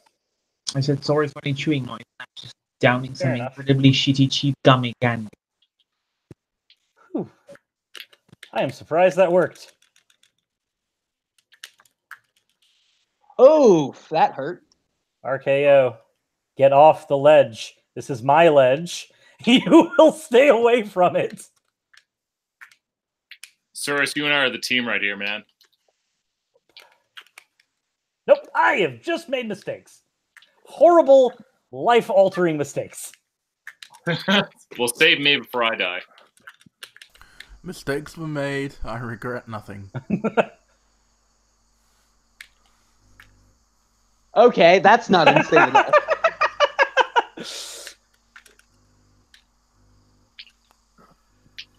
That's not insane at all. Oh, dude, no. Young Link is freaking amazing. It's like all the best things about Toon Link were taken from Smash 4 and given to Young Link. Except for one thing. You can't defy gravity anymore. the physics engine is different. Well, yeah, I'd hope. Well, with Toon Link, you used to be able to shoot your chain straight down on a ledge and just hang yourself in midair to dodge projectiles, because to put yourself in an awkward area that people couldn't actually hit. But that's been removed with the new physics engine. Oh.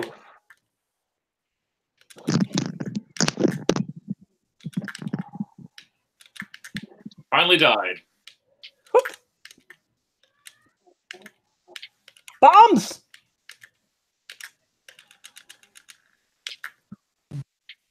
RKO. I don't want to die. Please do not do me a murder. Oh, one down.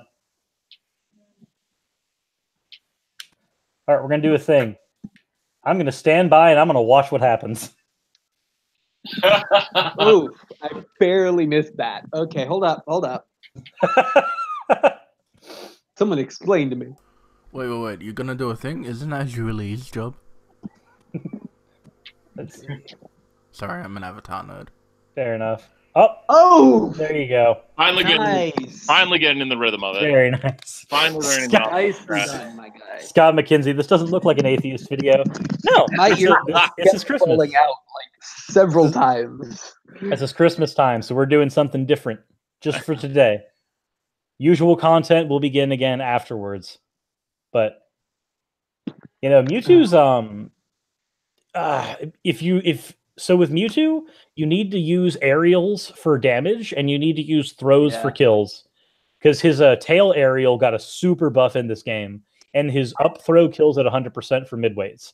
So if you're playing Mewtwo, oh shit, nice, really? Yeah, throws to kill, aerials for damage. Hey, who's ready to see how poorly I'm about to do on my old man from Melee? I'm gonna grab my Brawl main. So I'm grabbing my Melee main. So excellent. So you're grabbing Fox, right? If I grabbed my Melee main, I already lost a game with my Melee main today. My Melee main was Peach. My Melee main was Pichu. Pichu's actually really good in this one. I've noticed that based on what I've seen of him. What now? Whoa! What did I do? What happened? At least one team has only one fighter. Oh, looks like it's 3 versus 1. I think I did something really randomly. That's fair. Do I just like let's quick just attack do off the edge 3 times? Yeah. Well, actually, no. It seems like everybody's here. What? Hold on, Alaric, Brian, you're still. Yeah, no. Okay, then I'm just gonna take a stock real quick. Since you took a stock. Wait, how about we all take a stock and like let it be 3 versus, like we all go down to 1 life and let him have 3 lives. Like that'd be interesting. I don't know if RKO can hear us. Like we all go down to 1 stock and give him 3 stock. Oh wait. Oh, I see. Yeah, I don't know. I think I fucked it up. Yeah, I'm gonna go ahead and hear us now. I think RKO knows the strat. Okay. Yep, I'm just gonna do a hop off. I've killed all my stocks. We're just gonna do that. Okay, so now it's sure. All right. Can you even see it now, Cirrus? I can see. Yeah, you can still watch us. I'll let them go at it. We'll see if Pichu or Cloud wins. Cloudling? Inkling plus Cloud. Cloudling! I don't know some Final Fantasy. We got Cloud, but what we really needed was Cecil. I thought about playing Final Fantasy, but then I remembered I have a job. So. Oh, okay. Hey, Final Fantasy is an RPG. It's the RPG for me. What is your favorite game of all time, Cirrus? Which one? Favorite video game of all time? Mm-hmm. See, I can't really honestly say that. I don't have a favorite. I have favorites in certain genres, but I don't have a favorite. Yeah, saying what's your favorite video game is like saying, you know, who's your favorite child? Yeah, because it's like I don't have a favorite child, but you know but I love them all equally, somewhat. But you know, it's just really hard for you to try to pinpoint. There's always one you're gonna automatically get out of a flaming building first, though. No, Don't kid no, yourself. I would do that. Like, so I if would do we're that for complete strangers. So I think I would do that for each and every single one of my children. so like okay, so if we're talking platformers, my favorite platformer has got to be Banjo-Kazooie Oh, that's of all really time. good. Guy, Second to it, I don't really consider Sonic games really platformers anymore. So I can't really count most of the games in that series. That's But Sonic Adventure 2 does hold a very special place in my heart. RPG wise, it's hard because I am a huge fan of the Mario RPGs, but they're all very light RPGs. But if I had to pick one, they're significantly more storytelling intensive than your standard Mario games. they are. Then again, I suppose you could say the same about Phoenix Wright versus Street Fighter. So I would take Bandai Namco, rather. I would probably take Paper Mario as an RPG as one of my favorites. Either that or Mario RPG. Past that, probably. Actually, no. Screw that. No, neither of those. I'm incorrect. Chrono Trigger. Oh, good choice. I don't know why Very that good. passed my mind. so you're not a people Schmups guy then. Chrono Trigger sits as my favorite RPG of all time, with the Mario RPGs as a conglomerate taking a very close second. Make sure I'm not playing 3v1 this time, please. It looks like you're not. Yeah, Looks like I definitely think we're not. good. Yes. So Suri's isn't a Schmup guy then, I assume. I'm not a huge shmup guy. There's really only a handful of shmups that I've played, and they're not really my cup of tea. I like them, but I suck at them. So if I couldn't cheat, I'd probably be able to do it. See, Yeah. I know what my most favorite game is, without question. You're probably gonna laugh when I tell you. What is that? What it is? Aicho Aniki. The second of the Cheraniki games. The one where you use it's a space shoot. That's the one where you have to change your shield to match No. the bullets that are hitting you, right? No.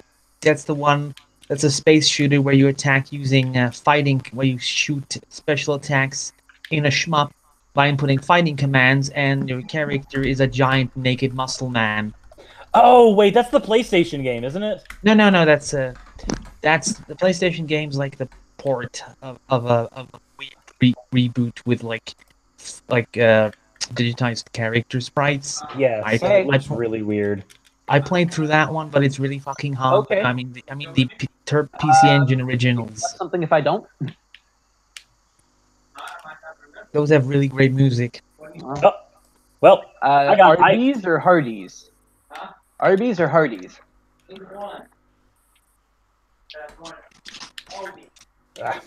Oh, Aldi's. Oh, I thought you said Arby's. I'm sorry. Aldi's is great. Aldi's is pretty great. I used to work there. Oh, you're talking about a supermarket? Yes. Okay, well, you go right on ahead then. I am really not good at team battles with Sonic. I need to play a heavy for this. Easily. Heavies or someone like Samus or Pit with lots and lots of range. Yes, heavies are zoners, but maybe not mix-up fighters like Sonic. Mix-up fighters, not good for this. I'm talking to somebody, yes.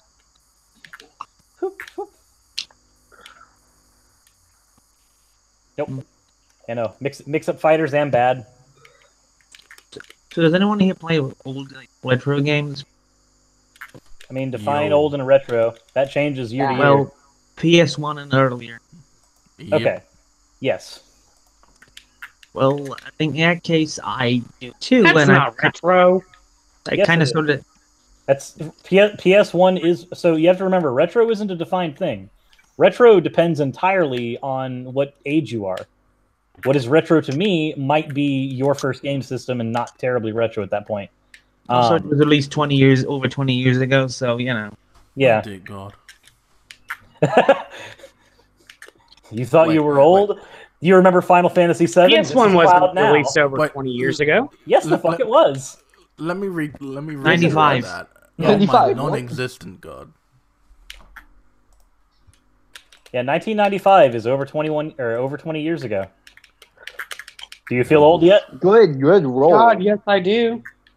I was only 3 years old. That gives you super armor. That is awkward. I don't know how to feel. Wait. That, though? Am I the oldest one here? Possibly. How old are you? 30. No, I'm 28, not so yeah, allow I that. guess. Dang. Oh god, this is Ooh. awkward.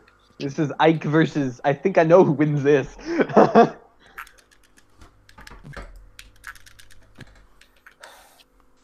Just based on character, I know who wins this. Ooh.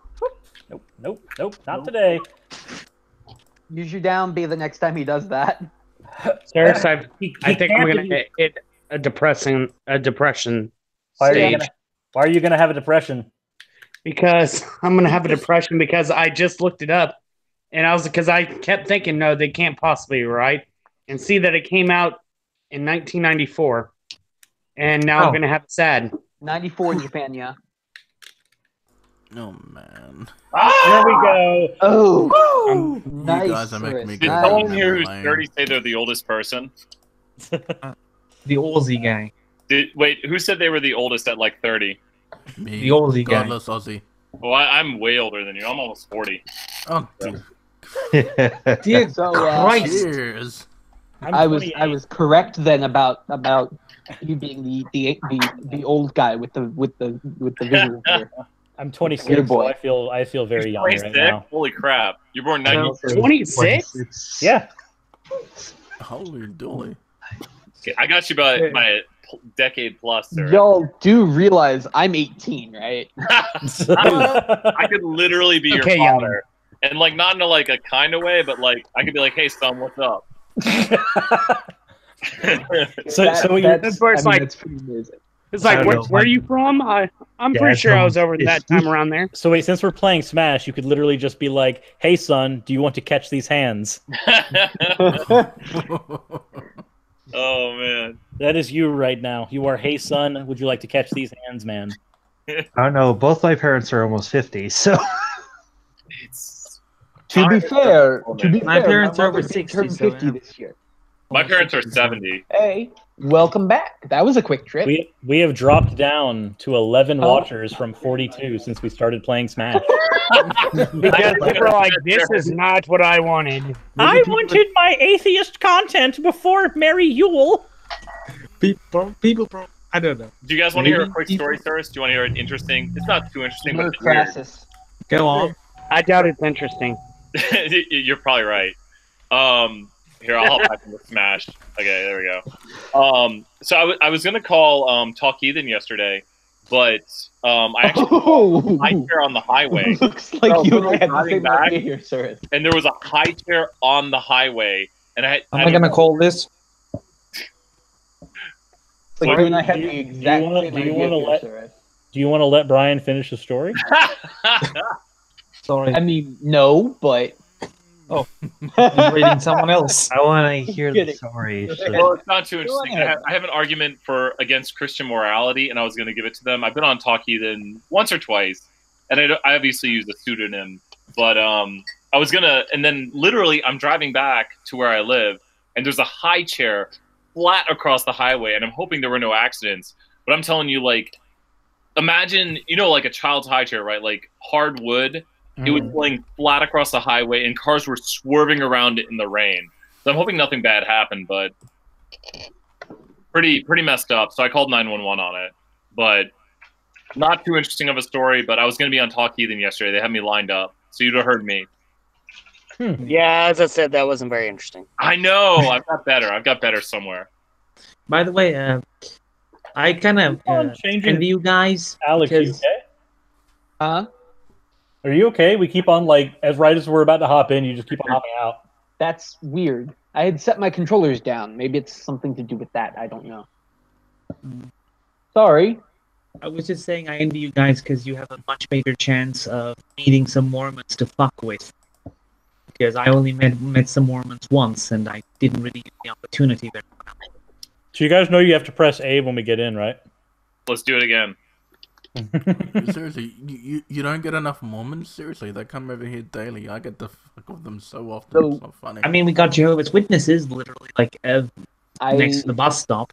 Like a big hole with this weird like half circle thing bullshit. It's like I actually had an encounter with actual live Mormons the other day. Oh my! They were. I've been playing the ones I met with zombies. No, they came knocking. Brian, are you hopping in? And Brian? Oh, sorry. Let me hop in. The entire yard has a fence around it.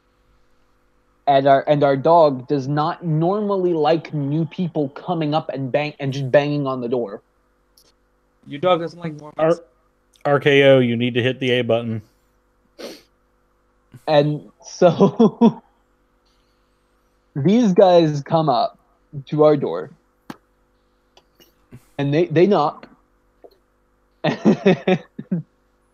I no shit. I tell them we're good, thanks. We don't need your don't want any religious anythings. You should have just said we don't want it. I mean that's basic. Okay, wow. There's all two of the hate for King K. Rool. meme kings in there. I can just up smash. So what happened? So, but basically, I told them, and these were younger guys. These were still children, right? And they came back, and with the adult that had brought them to my neighborhood.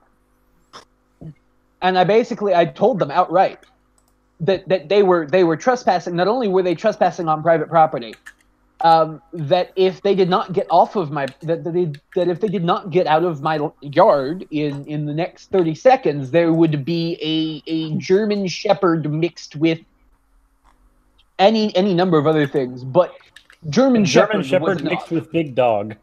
Big dog, yes. It's big doggo with big doggo. Yes. So there'd be lots of teeth and a lot of screaming. So yeah, there would be lots of teeth and lots of screaming. She's also actually a I can't believe that hit.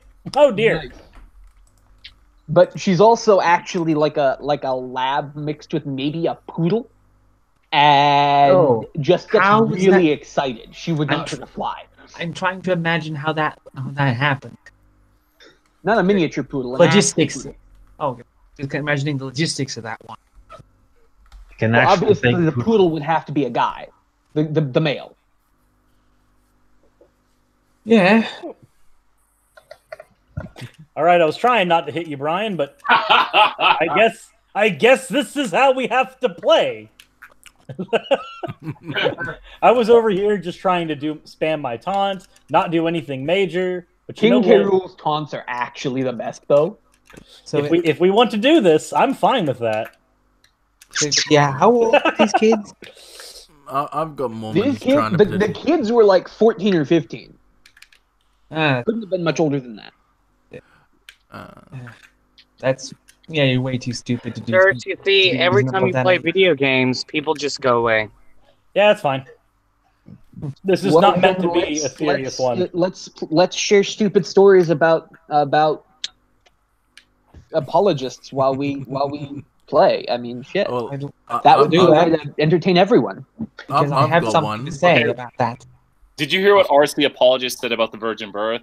He was talking about ejaculate and how it could have gotten on her. It was pure nonsense. He was like, yeah, you can have a virgin birth if like ejaculate somehow comes in contact with the vagina. And I was like, okay, that's not what that's how that works. Not how that works. That's not what they mean by virgin birth. They don't mean ejaculate got on her and she had. And even if that is what they meant, that's not possible. No. That's very possible. Yeah, it's very possible. The sperm starts dying once it encounters temperatures that are outside of its comfort zone. But the thing is that it starts Intensely dying. improbable. How's that? No, not really. Don't. Here's a public service announcement. Can you artificially inseminate somebody when they haven't had sex? Yes. So no, not really. But if there's just a random bit of ejaculate landing on the vagina. Yes, that can impregnate someone. Yeah, can impregnate somebody. I just imagine like giving birth if the while sperm being a virgin. survives, and that's how he was justifying a virgin birth. He was like, "She'd be a virgin." I'm like, "Are you serious?" I mean, like there's nothing supernatural. I kind of thought the Bible was clear about this. Then again, the Bible is clear on a lot of things, and Christians tend to ignore. Wait. One second. A question: did he actually say God literally jizzed on Mary? Well, but you know what's interesting? I actually heard God something. gave Mary the money shot. I was on hold with Talk Heathen yesterday. Brian, you've got to press A. Yesterday, apparently, according to I think it's the Mormons, God actually had sex with Mary. So a Mormon might be able to confirm this, but they believe, like with the Greek mythology, that God actually had sex with Mary. And y'all gotta think that for the longest time, the way they judged if you've had sex is if your hymen was broken for a while. Back then, it was just I think that if there was blood on the sheets or something. Yeah, so maybe that's what was going on. Is they were like, "Can we not, Gabe?" What happened? My controller and the chat died. died. Oh, do we need to pause? Hello. I'm not doing anything right now. I'm just Curse is kicking my butt. I'm like, wait, what's going on? Talking about Godspunk. Yeah, let's go back to the previous topic because I got something funny. I've got a Mormons trying to petition me to remove my door knocker because every single day that they come around, I've got that on my door, on my screen door, and they don't like it. They don't like it. They hate it. Well, that sucks for them, but it's your door knocker. They're trying to petition me through the council to get rid of it. Huh. Is there such a thing as a bowl envy? Of what envy? Bowl envy. Like bowl sack. Oh, envious of somebody's testes. Yeah, got a nut sack so big it's like Novgorod. I gotta imagine this would be horribly uncomfortable. Imagine your underwear literally go past your knees. Oof, I just SD'd. What's RK doing? I don't know what the heck RK is doing. Sir, I can tell you what RK is doing. He's getting hit. Oh, wow. He's getting punched off your the edge of story. The earth. Yes. There we go. That's all that needed.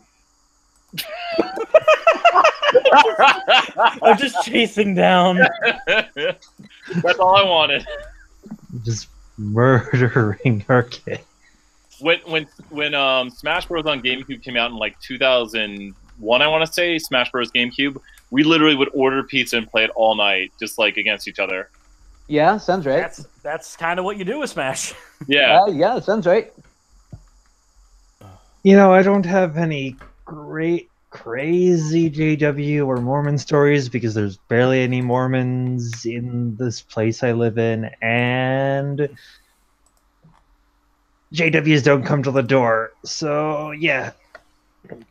You know who's really nice though? Jehovah's Witnesses. I mean, I know they're wrong as hell, but with their 6,000 people go to heaven. Jehovah's Witnesses believe a certain amount of people are going to go to heaven. Is that correct? Something like that, yes. Then you can't get a blood transfusion.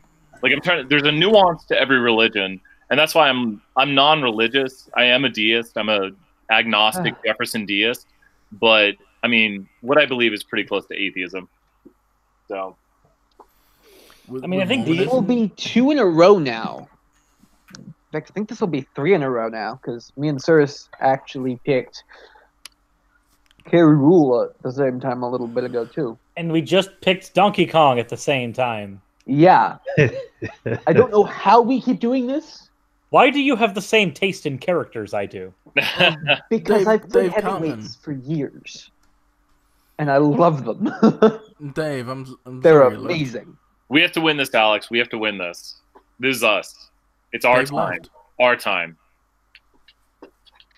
You say, well, you already Immediately started goes off. off the edge because I thought I was the wrong one. Already Wait, started wait, out wait. on an awkward spot. Hold up. Dave left. Did I say something bad? no. Okay.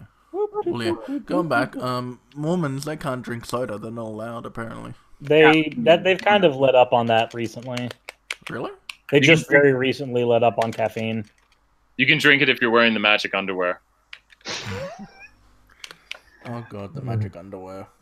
It's just priest underwear. That's about it.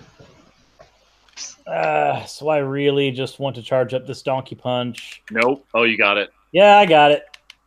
Now your only option is to kill me. Okay, you did it. I'm playing the Danky Kang. Has anyone seen that Futurama episode with that god cloud? That thing that's a god cloud? No. Oh, you haven't seen that episode? It's like Bender goes out in space and he sees this cloud of nebulous nonsense that might be God. You mean when he's out in space Yeah. and he has like Donkey punch. meteorite stuck on him, and he basically acts like God for a little bit, and then they all die. Yep, and then he talks to God or what? So, guys, how's the quality on this one? I had to switch to a phone. Yeah, I liked that episode. That was a good episode. Like, what if God is just like information and like a signal that creates? Oh, that was a good donkey punch. That's not that's the thing, though. That if it's just a non-entity, then that's really you can't even call that a god. At that point, I it's completely you can misinterpreted that. You can call it a god if you go by Spinoza's logic, because Spinoza actually called the universe God. That was his label. Yeah. But I kind of assumed from everything I heard that what Spinoza calls God is just kind of just like an excuse to. It kind of is, but remember that. So we have a very anthropomorphized idea of what God is, and that's not what Spinoza ascribed to. So you do have to remember that, like, there's a difference between an anthropomorphic God and the idea that Spinoza had, or like a pantheistic idea, as an example. Those are very different ideas for God than the anthropomorphized version that most polytheists and all monotheists believe in. Well, there are anthropomorphized.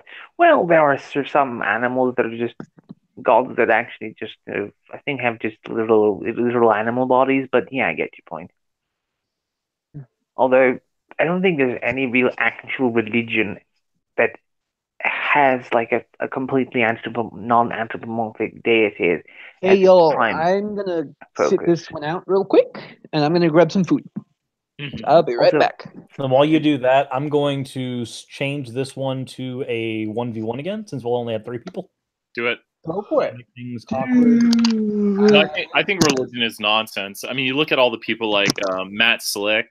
Gosh, I've talked to Matt Slick like 5 times, and he can't remember who I am. But it's all right. No, don't remember me. I mean, I can never tag who Matt Slick is, but I know he's an idiot. I like that. I can never tag who he is. I like that. I don't recall that guy. Who is he again? He's the guy who uses the tag arguments. Yeah.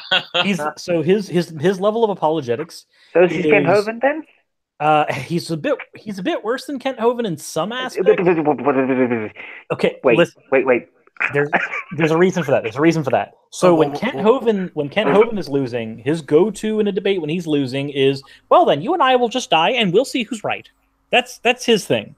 When Matt Slick is dying, he goes, well, you see, you actually can't determine whether or not you're a brain in the vat. You could be just chemicals and brain fizz. Wait a minute, he's the guy Aaron Raw was talking to that one video? Yes, on the Bible thumping wingnut. Yes. I'm sorry, but there is no one aside from G-Man that is worse than Ken Hovind. Aside from Eric Hovind, of course. But wait, what about Ray Comfort? No. You know, an atheist worst nightmare is a well-formed banana. Also, didn't Ray Comfort put out a version of the Origin of Species where he coincidentally didn't include like several chapters with the best evidence for evolution? Is that just a myth? I'm not certain about that, but I do know that I've got the arena set up again. I think Board Bits talked about it. God, does anyone remember Board Bits? No. He does well, he used to do this Bible verse by verse thing where he would like read Bible verses from like Genesis onwards and would give you like a lot of context. It was like really entertaining because he's an atheist and he makes fun of it all, fun of the entire thing, but he's really informative. And he also made videos going on about how much of an idiot Ray Comfort is. So I see Brian has done a disconnect. That means I need RKO to hop in with whatever he wishes to play as. He's bringing the Yoshi. This is going to be fun. I hate fighting Yoshi. Yeah, I'll be right back. They've made Yoshi very fuzzy in this game. Well, it's going to take a while before they give him actual feathers, so. Fair. He needs to go to at least Precambrian for that, right? Dude, I just know dinosaurs have feathers. I don't really know what to. And Kent Hovind is not Kent Hovind. What's the name of that asshole with the arc? Oh, Ken Ham. Oh yeah. Oh god damn it! Damn it! Every single time I go away, I hear some stupid person's name. As an Australian, I apologize for Ken Ham. Would you like to take him back? Do you have a return policy? Only if a Canadian can take back Justine Bieber.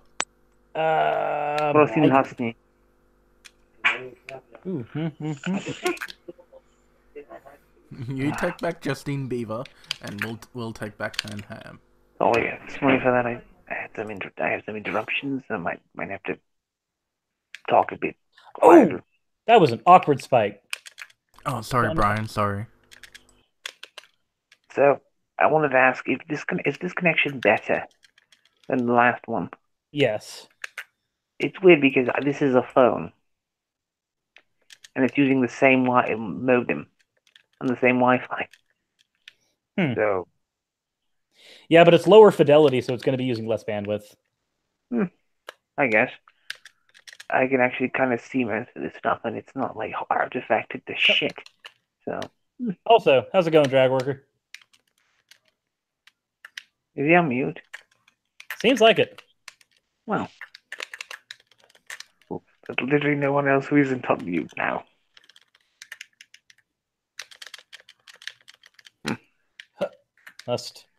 I'm not going to lose to Yoshi. I hate Yoshi. I absolutely hate this character. Why? It's one of the most technical characters to play. I have no idea what I'm listening to. It's very distracting. There we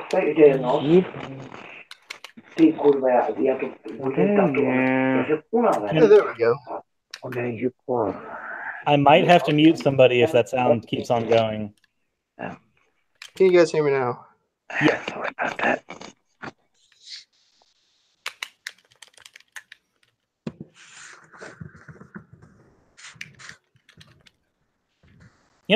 There are certain things I've done in my life that are mistakes. That qualifies as one of them. There we go. Yeah, but it's a video game, so it's not a tangible mistake. Right. But it is. It has repercussions that are electronic. It's still there. It's energy. It's matter. Sorry about that. If it's matter, then it matters. With a mother coming in and she's I'm home for Christmas, so it's Huh. So I wasn't actually aware that Yoshi's down or Yoshi's down B can actually go through platforms. That's awkward.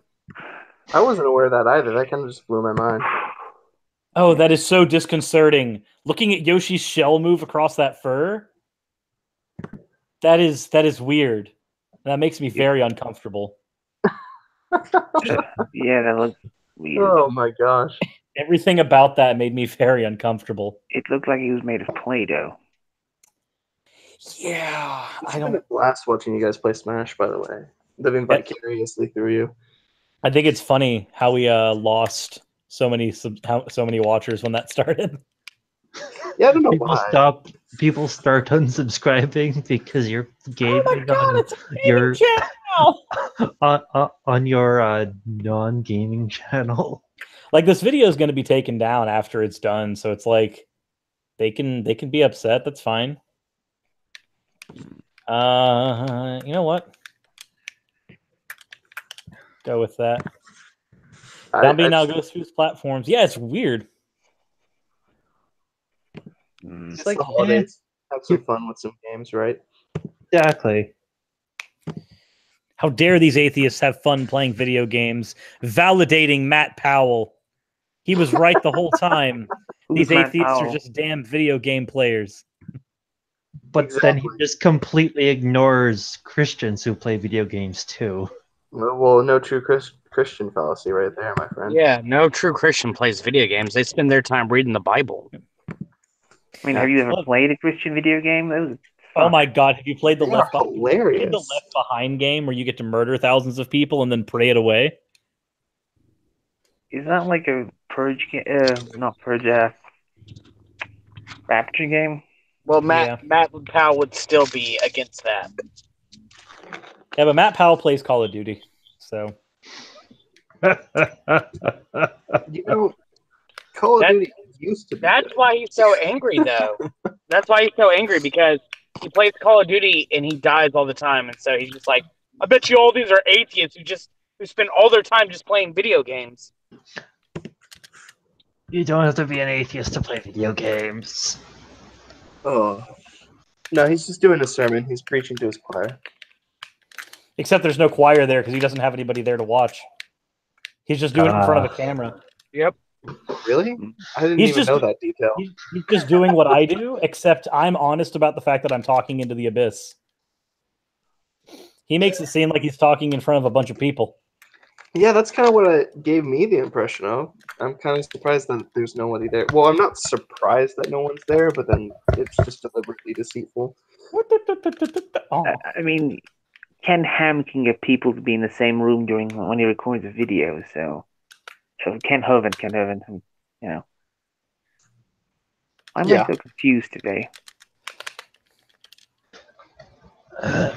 Why do all their names seem so similar? It's weird. I mean, they're basically the same person. Their initials are KH. So like you never have like a creationist who's like Randall J. Kirkenbaum or something. It's always just these kind of really short names that get confused. Game and Watch. Because with just that last name alone, he was probably part of the elite. So he's automatically satanic because he's part of the elite. He's got to be part of the Illuminati. Oh God. Oh yeah. He's got to be part of the shell group. I find it hilarious that anybody who comes from money is automatically Illuminati or satanic, or both. No, money's the root of all evil. Nope, you're not going to Kingdom Hearts me today. Sorry.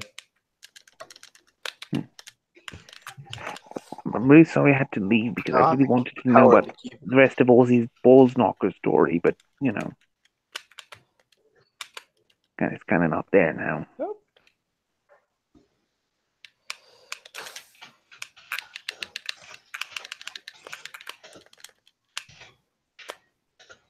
Oh, this is several levels of painful. Everything about what just happened made me sad. Nope. All Mr. Game & Watch needs to do is get 2 9s in a row and you're done. If he does, then I'm very dead. Game & Watch is literally the RNG character of this entire game. He's the RNG king. I love playing him for that exact reason. Because every time you win, you basically got lucky.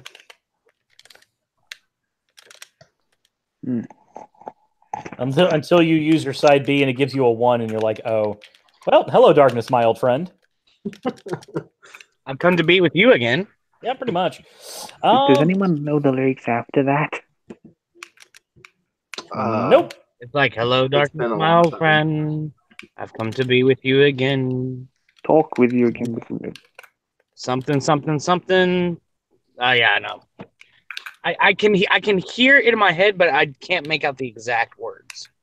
Salute the sun has super armor. This is news. It does? Ooh. Yes, it does. We fit trainer buffs all the way. Praise the sun. Stretch out those glutes.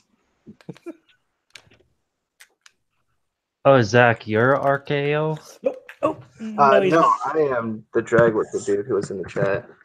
I'm just a random consumer of most of the media people put out.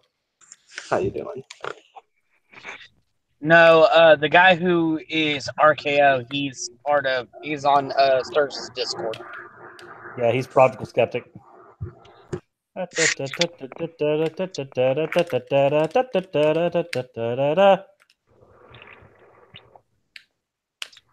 do we fit trainer?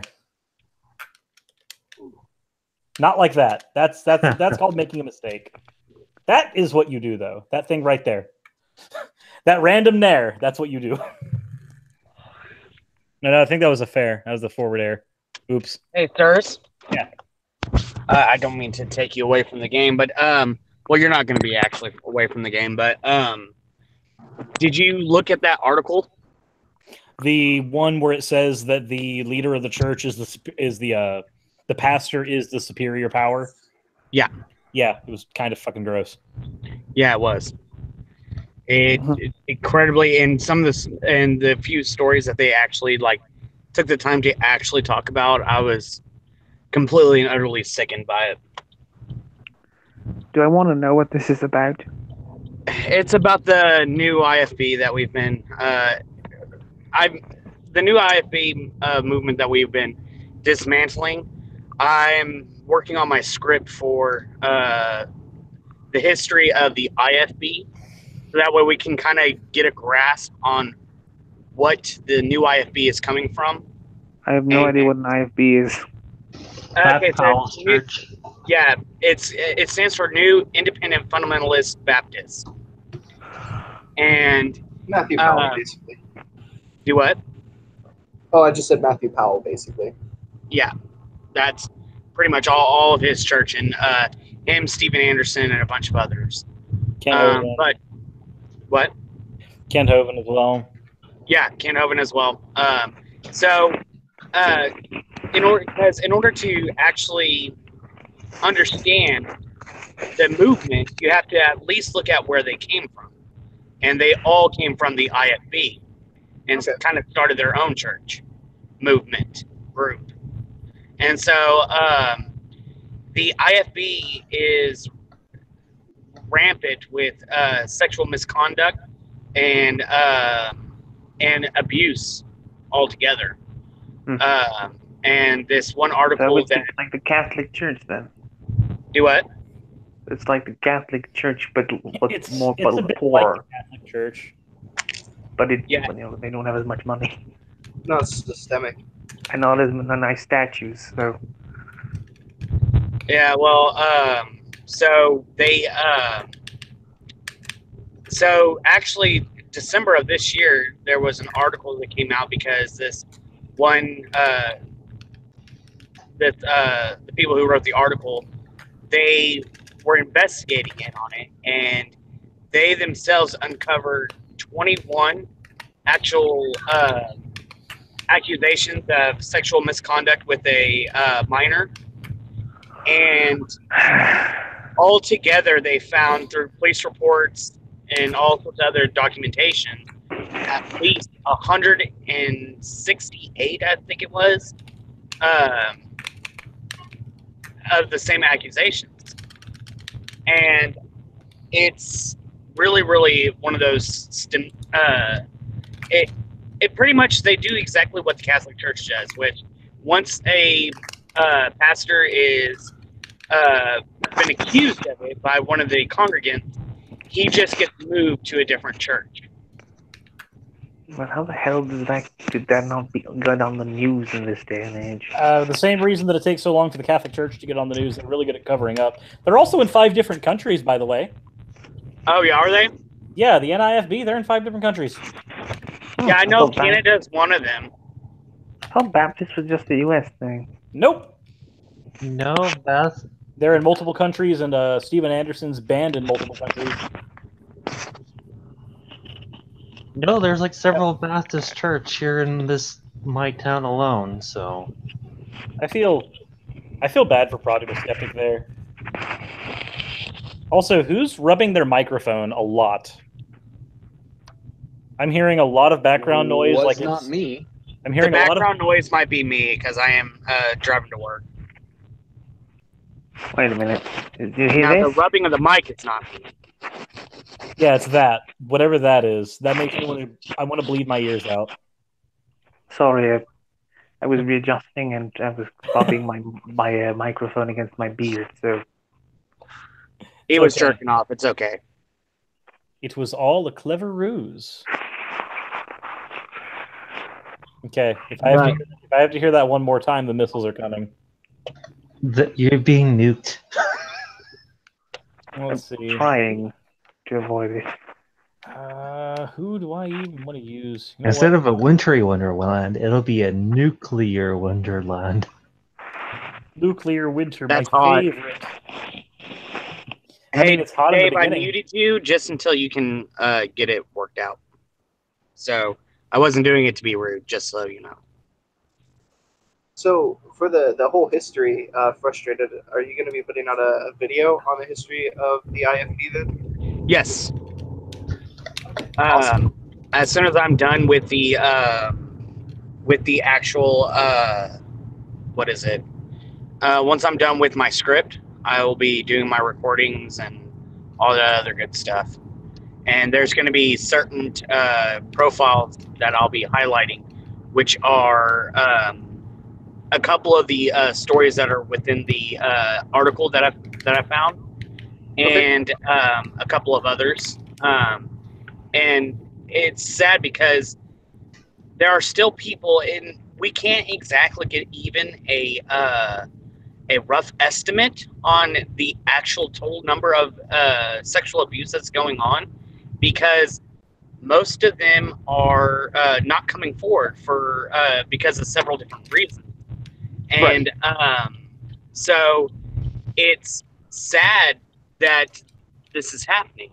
But since people have been coming out with saying, yes, this pastor has sexually abused me, other people are starting to come out as well. Right, It it's always kinda like takes the that one person to finally say something that other people start saying, well, he did that to me too. Yep.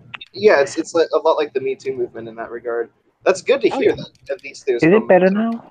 I'm actually going to be really stoked to see that video for when you put it out. So got my sub feed going. If you still hear something, then tell me about it, okay? Okay, we'll do. Okay. Like I said, it's a lot better right now. Yeah, I'm just trying to find a way to lie down. But yeah, I thought Baptists didn't have celibacy. They don't. They have the Quiverful movement. So that's kind of weird because I thought most of the reason why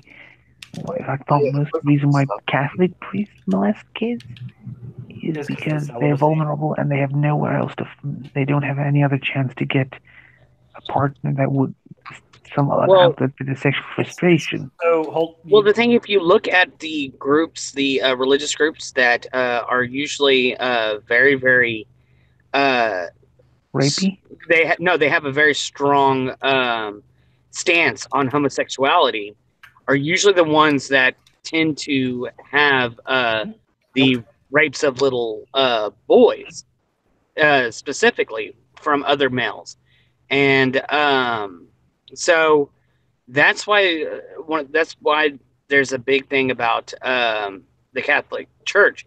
But not only that, but with the Catholic Church, the priests cannot be married and they are to remain celibate. So you're already having all these feelings and this, you have this child that is, because if you want to look at it this way, the relationship between a priest or your pastor or whatever and the congregant is a very, very trustworthy and very intimate relationship. And so that's when feelings start to come out. You're already not being able to have sex, and so you're just stuck. And so that's what this tends to happen. But I'm not saying that this is right or anything. You also have to remember. You also have to remember. Some of these people aren't just victims of their environment. Some of these people are just horrible people. Well, of course. But this will just... Even if there are byproducts to some extent of their environment, that doesn't necessarily make what they're doing right or necessarily justified. True. No, you're not wrong. I honestly think that celibacy should be abolished because it's not in the not only is it not in scripture. In fact, scripture kind of says you have to be married in order to be like a religious teacher. And the only reason they even put it in place in the first place was kind of political, so you wouldn't have like families having hegemonic control over the church. But that still happened anyway throughout most of Renaissance. Right.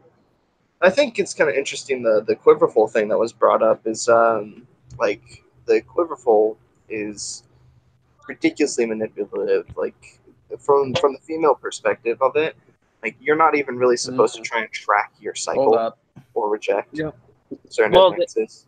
Well, also with the quiverful movement is their whole entire ideal is to have as many children as possible. Exactly. So, for instance, in the article I found, there's one particular gentleman that I will actually be calling out by name, who was he's not what you would call attractive, but because he had a position of authority, he took it upon himself to have sex with these women.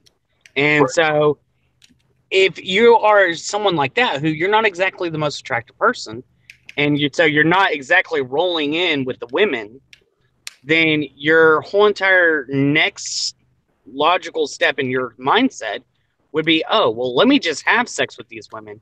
And it's not like they're going to be able to actually say anything.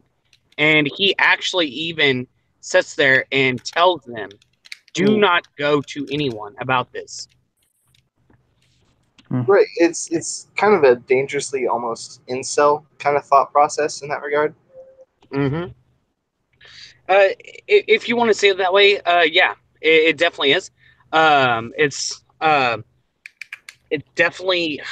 It's just, regardless of how you want to classify it, it's all disgusting and very sickening. And right. I guess I to be more clear, it's more like just the mentality of placing your entire physical worth on your looks, and then yeah. Why did you hurt yourself this way? I don't know. I keep doing that, and I keep thinking I'm closer to the edge than I end up being. That's fine. You know what? It's okay. We have an answer to all of life's problems. Beer. The midweight Ridley. The cup and suck. I'm not trying to do the suck and cuck on you. No, totally not. It's not. No. Why would you think that I would do that as a King K. Rool player? Why would I use King K. Rool's most BM move when I could just use the back air and fail at it? That's like killing somebody with. Yes, you could do that. No, I wish I had actually managed to get the. If you'd gotten the back air there, you probably would have got me. If I had gotten the back air, you'd have been out.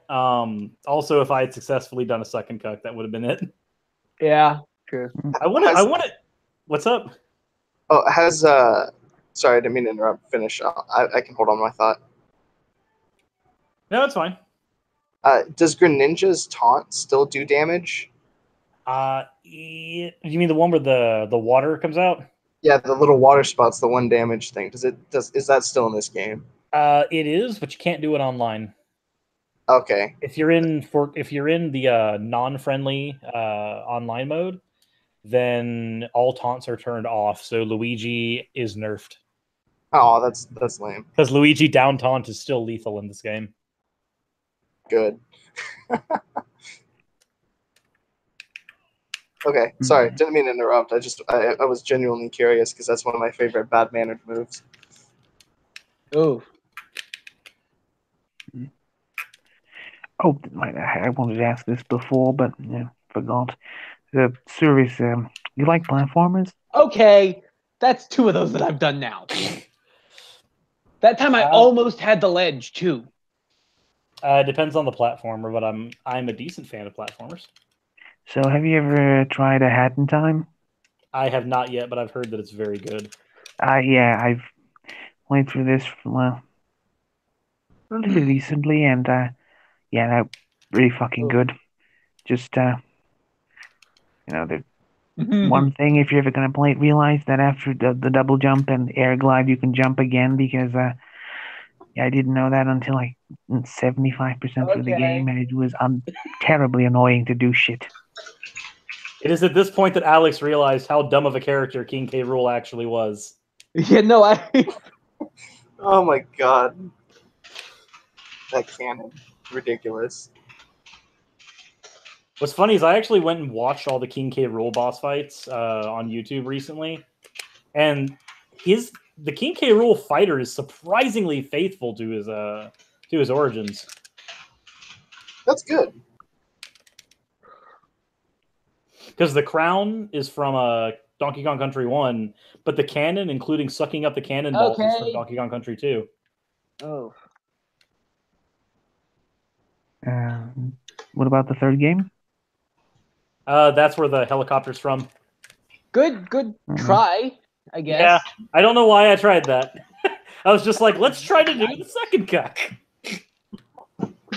Oh wow, the lag is really bad right now.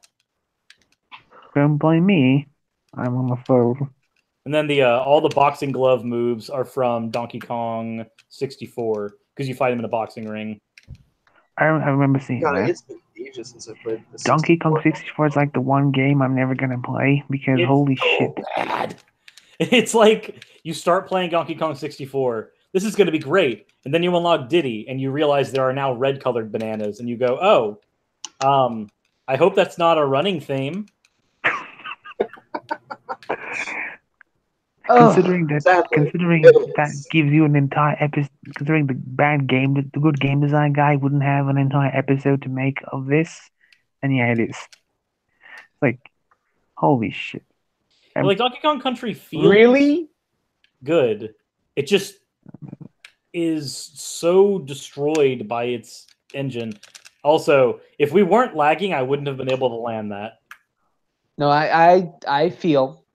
But just because we were moving in slow motion, it made it really easy for me to line that up. Because you knew I had to be going somewhere basically directly above you. Yeah, as soon as I saw where your up B was going, I'm like, oh, this is where I have to be. Yeah. You know, that's what's up? I saw your post from like yesterday or whatever, and I gotta agree. I'm a little upset that they're not going to do a HD remake of Banjo-Kazooie. Yeah, when the CEO of Rare decides to put his foot in his mouth like that, I'm just kind of upset. I'm like, Crash did it. Spyro did it. Why would you not remake the best platformer of that generation? Why would you not remake the best platformer y'all have ever made? What? A company doesn't want money? Isn't Banjo-Kazooie kind of really, I don't know to use the phrase disjointed? Like, you do things and you gotta like run around and find other on the other end of the world map. Bull crap. Well, they started going down whenever they made Banjo-Kazooie Nuts and Bolts. Well, they were going down before that because when Microsoft bought them out. Yeah, because the Banjo and Kazooie and then Banjo-Tooie came out. And both of those were fine and great, and they and people loved it. But then they did this whole entire Banjo 3. Like they hinted at it, and then said, "Nope, we're not going to do that." And so then, whenever they did come out with Nuts and Bolts, people got excited until they saw exactly what Nuts and Bolts was, and everyone was pissed. You're kind of ignoring the GBA game, but I think most people are. The GBA game is okay, but the GBA game takes place between Kazooie and Tooie. I played that's the only one I played, and it was like super, like not grindy, but like I was stuck for like 30 minutes after like making one step forward, and it was really. Oh, you gotta go to the other side of the world now. You know, it wasn't a very well That's designed game. actually the first time you've 3-stocked me, Cyrus. I think that is. To be fair, though, you kept on trying to pretend you were Link for a minute there. Yeah. Let me just use my down That A. doesn't spike. I think I just figured that one out the hard way. Yeah, well, it's not that it doesn't spike. It can spike. The problem is that King K rules up B has priority. Aha. Helicopter has priority. You have to hit the model where the head is. If you hit the model where the helicopter is, the helicopter has priority. That's rough. Okay. So, how many watchers are we at now? Because I figure at this point we got to be like in the minus region. It looks like you guys are at 12, and 3 of those are from the kind of help and boost. So.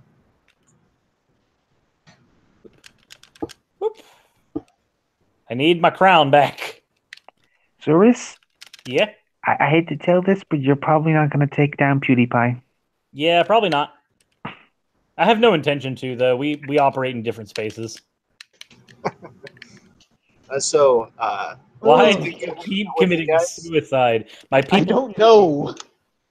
But I gotta head out. I'm cooking. But you do have to admit it's hilarious when it happens. It is. One question, Drag Worker. Are you going to be on League later today?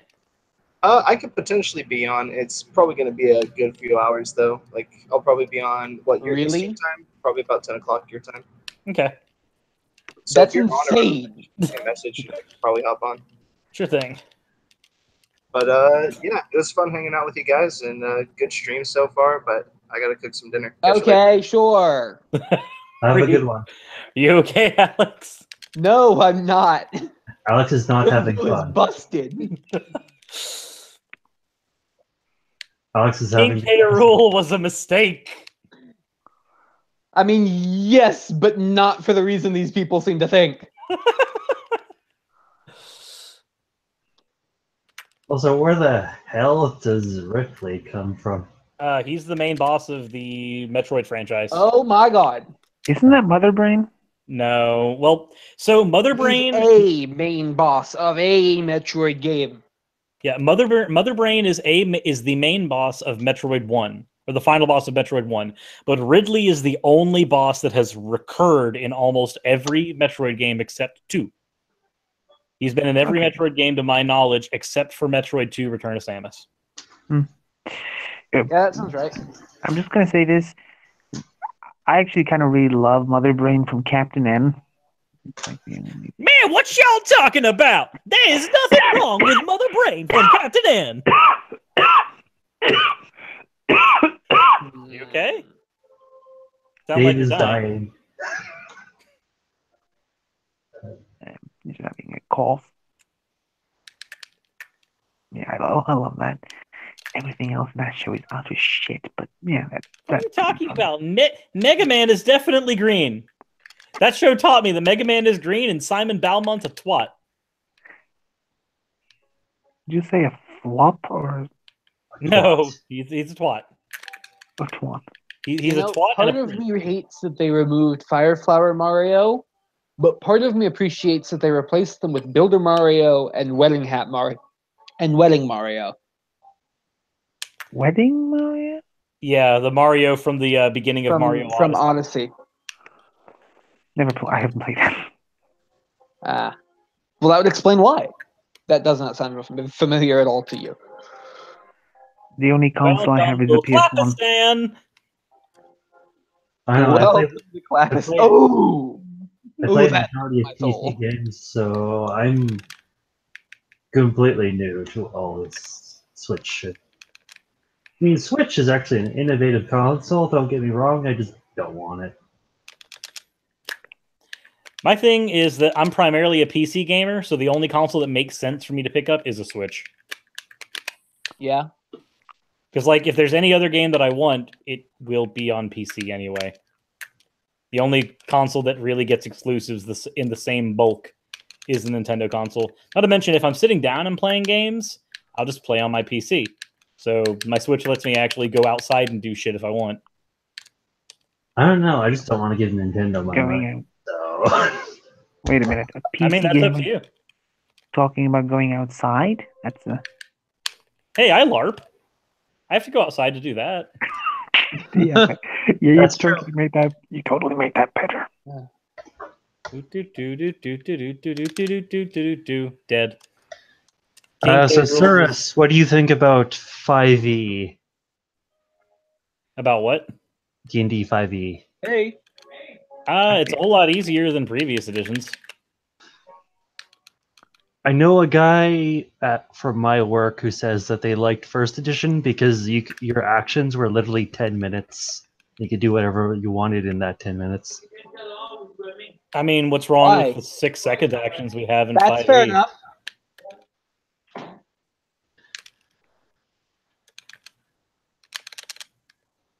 Nothing. I agree with you. He just doesn't like 5e. So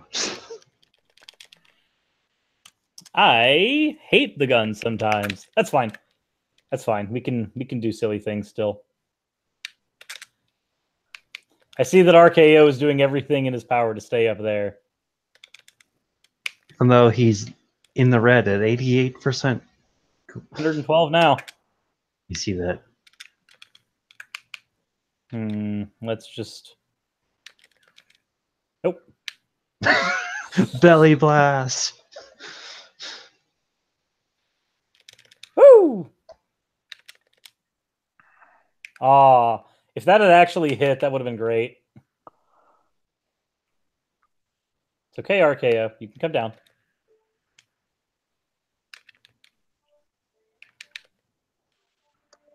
Crown is not lethal at 150. This is blasphemy. This is absolute blasphemy.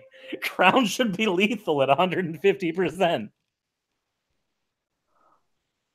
Why Crown is not lethal there is so sad. K-Rool looks crazy with how his eye is bloodshot. Yeah, he's had that bloodshot eye since the first country game. I really like that part of his design. It makes him look like a maniac. He really needs to go see a doctor about that. That shit does not look healthy. Dr. Mario just starts throwing pills at it randomly. Because, because that sells everything. Okay, let me see if I can do. I'm gonna be horrible. I'm very bad at this character. It's okay. I can probably manage, maybe, hopefully. Probably You can not. manage against my Mario. How's that? Maybe not. You have no idea how bad I am at Pokemon Trainer. You have no idea how bad I am at Mario. Basically, you both Bad. suck. We can just agree on that then. I mean, Mario's ultimate is basically a big wall of fire. So That moment when you try neutral being on Ivysaur, realizing that it's meant for something completely different. He's using Fireball, so that's good. We're gonna do this instead. Charizard. Oh, that's my favorite Pokemon.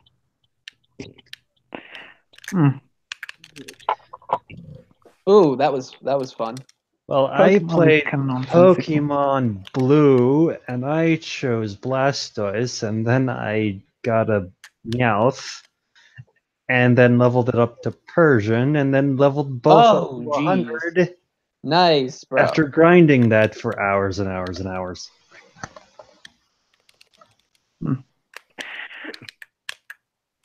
Do the games make more sense? Because, I think the other the anime and such does really not make a lot of sense where you got like a 10-year-old kid who can just wander around with a fucking dragon. A 10-year-old kid who doesn't seem to age at all. I mean, that's another thing. Characters do age in the games, at least, if that helps. Oh, fun. I mean, what's the fucking logic of, of course a 10-year-old can wander around unaccompanied with a giant fire-breathing dragon. I mean, why wouldn't they? I mean, who wouldn't want to? Like, look, fire-breathing dragon, boom. Yeah, Who wouldn't want that? fire-breathing dragon, boom, I'm dead. Who wouldn't want that? Yeah, Except back in the anime, back in that time when the games were made in that time, there was no such thing as the dragon type. There was Dragonite was a dragon type. Dragonfly. Yeah, no, the Dragonite line was the only dragon type. Yeah, Okay. well, Gen 1. Okay, whatever. Yeah. Charizard was not a dragon type. Yeah, Yeah, Charizard's but still not breathes a fire. dragon. Even Well, though- Charizard's base form is still not a dragon type. He's got a mega. The dragon version type now. was like Dragonair.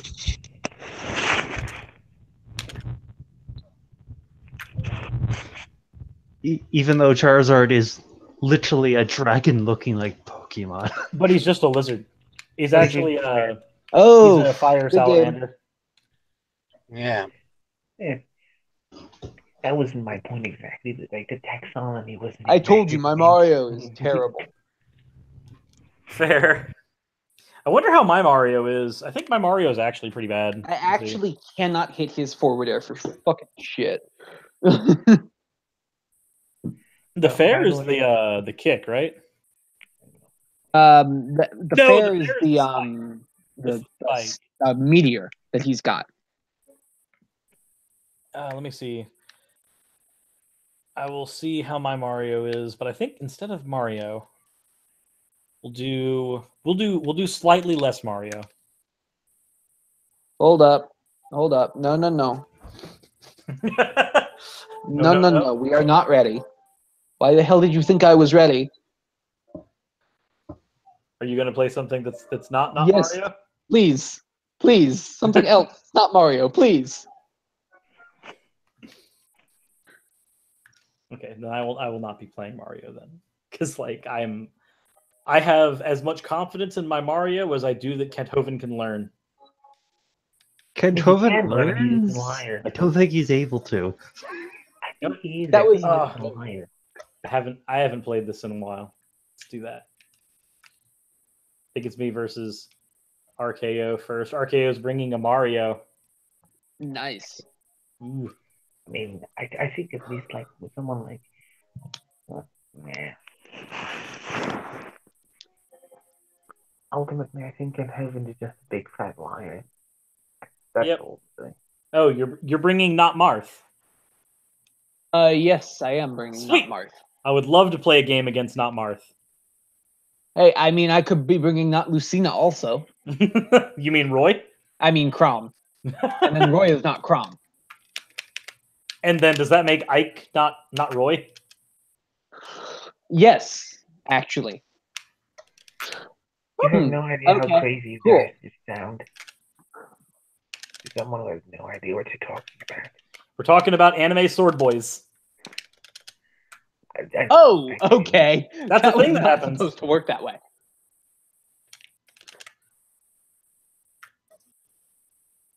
And let's get you to lethal.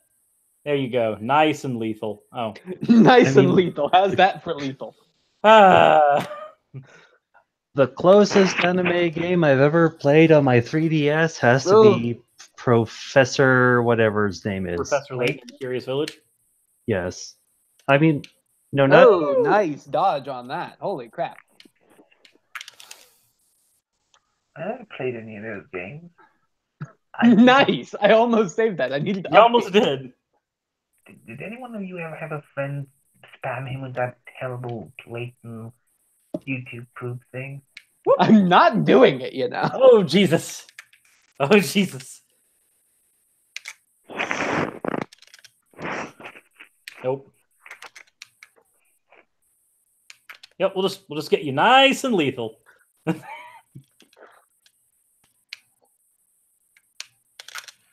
Oh, I shouldn't. That was dumb. I don't know what you thought you were doing there. I thought I was doing what I did the second time. That was lethal, though. just had to get you nice and lethal. It's so easy to kill with Bowser. Oh yeah, no, he's great if you can get them to lethal. Oh yeah, well that's what the Flame Breath is for. Flame Breath, you can trap people with Flame Breath. That's true. And you can edge guard with it too.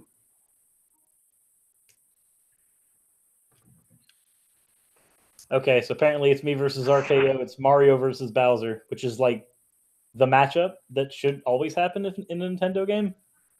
The Nintendo game is Metroid. Mario versus Bowser's in there somewhere. I guarantee. Maybe. Possibly. Probably not.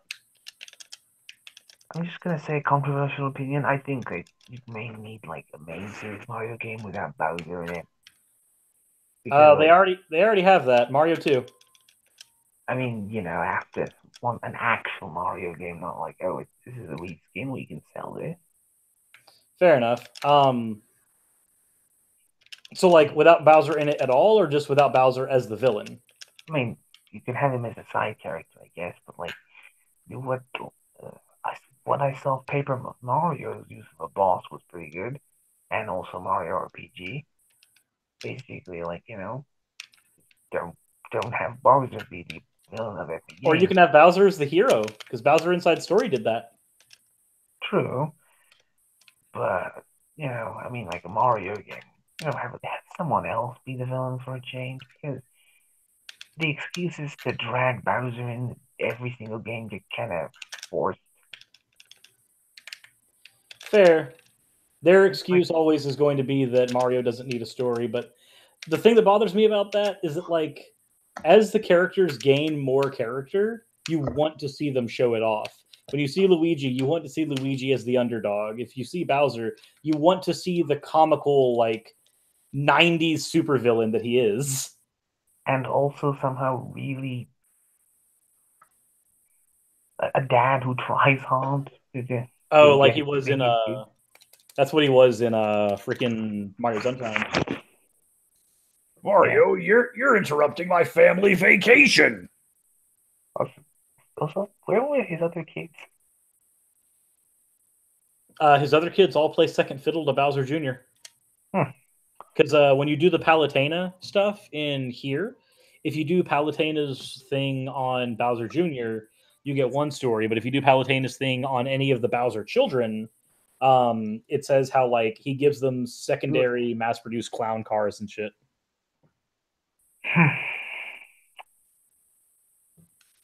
Yes. Okay, this actually makes me question if one of the two big questions. Like, one is like, what the fuck? What the fuck happened to their mom? And number two, their mom is definitely Peach. yeah. I mean, think about it. Oh, she can, because she could take that dick. Oh, that's awkward. That is awkward. That is rather awkward. My life is a lie. Sweet, I got 2% damage. You're nice and lethal. Oh, okay. That's lethal. Yes. See, nice and lethal. Oh, that was not fun. There's always a plot twist, though. No, Godless Audio. No. Because Bowsette is Bowser, but with one of those magic crowns on her head. She's also desperately needed in Smash. Yeah. They don't need Bowsette in Smash. Yes, they do. No. Bowsette for Smash. New DLC, please. I thought it was a joke by Nintendo artists. Yes, it was a joke, but we still need it to happen. Also, whoever's doing the thing again. Oh, what thing? That hurt. Oh, nicely done. I was just saying, like, I don't really play that much Nintendo, and I think I really kind of like it a lot. Because, like, Peach is really fucking bland, but suddenly you bind it with Bowser, and actually, just character now. Yeah, because Bowser actually has personality. Yeah. Also, I love the fact that to be fair, one game where Peach's attack was literally crying. To be fair, Bowsette isn't an official character, so a lot of the only thing you're ever going to actually end up getting with Bowsette is boobs on legs. I mean, no offense, but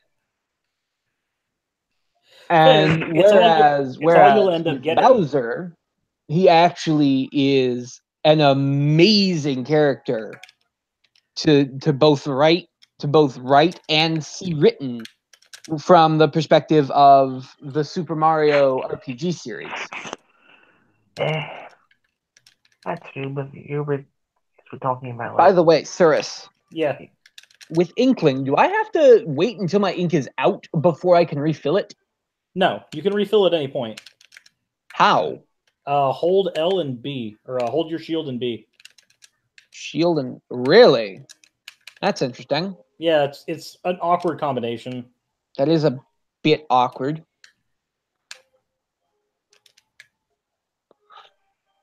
Oh, nice. Just gotta wait for the animations to allow for it.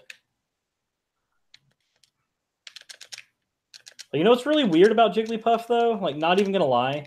Out of all the things that she has right now, the weirdest thing... Yeah, Jigglypuff in the games is canonically a she. Oh. But the weirdest thing about Jigglypuff to me is that if you break the shield, even at 0%, it's an instant KO. Well, yeah, but that's because, I mean, 9 times out of 10, rest will also either be a KO or massively disproportionate amounts of damage. Oh yeah, and it has a dot at the end too. Yeah. Even if rest doesn't kill, it gets. Even if it doesn't kill you, it'll still hurt like a bitch.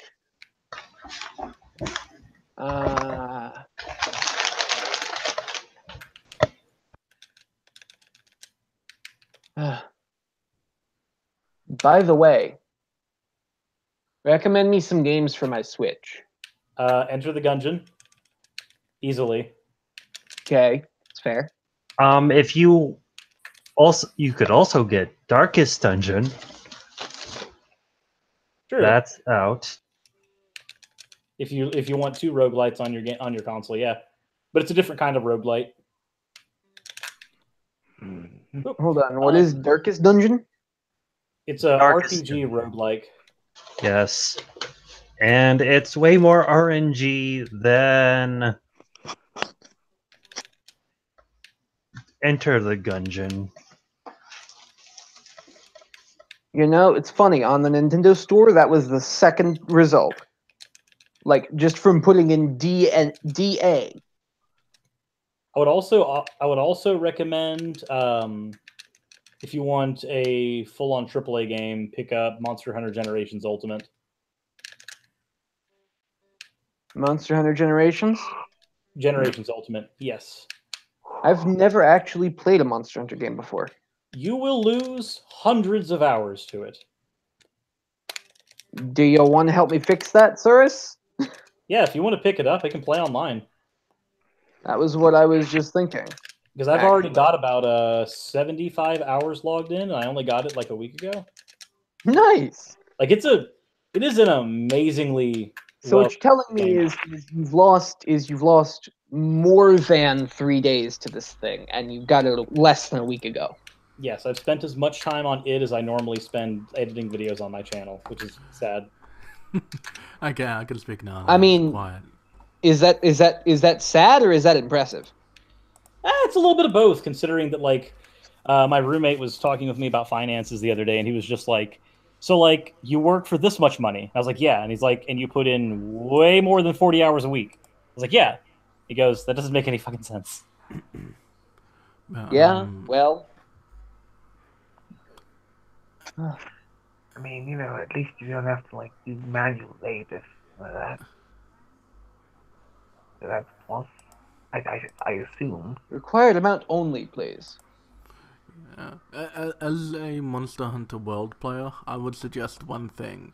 If you get the Monster Hunter games, avoid one creature specifically. What's that? Anjanath. I haven't actually fought that yet.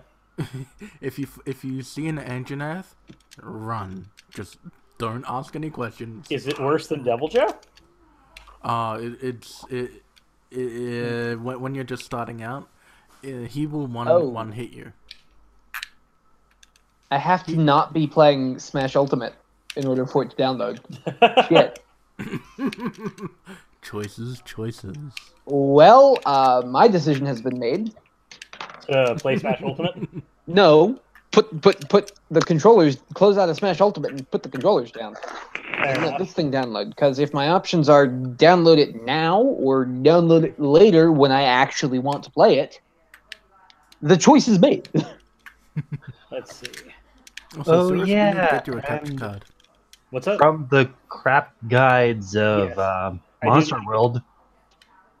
I do need to get a capture card at some point. Yeah, we need to get you a capture card. Because the only problem is that like I don't usually plan on playing any games on console and like streaming them. So So I'm not going to invest in one, and it's the same reason I wouldn't want anybody else to invest in one for me, because it's not going to get any use.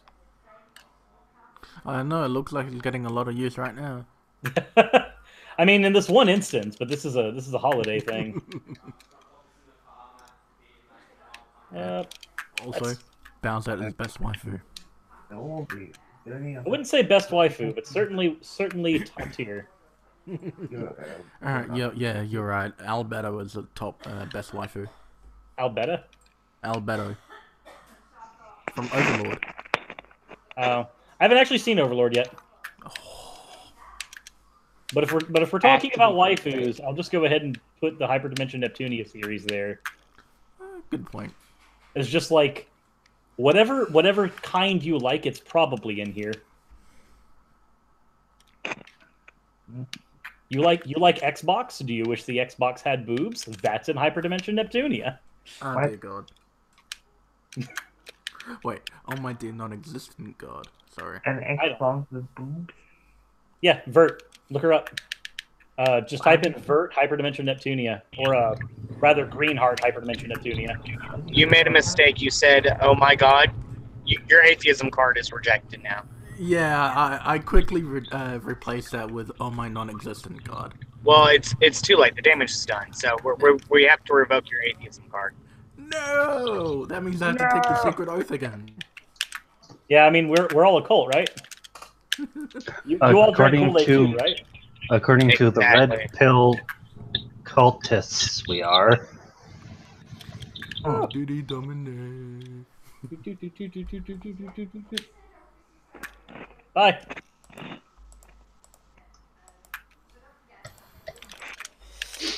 I think I lose this one. I don't have a lot of confidence that my Jigglypuff does anything against Mario here.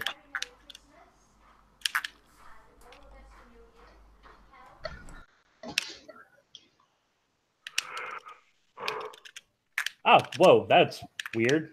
That hitbox should not have gone that way. Oh well. Nintendo wanted the hitbox to go that way, apparently, and that's all that matters.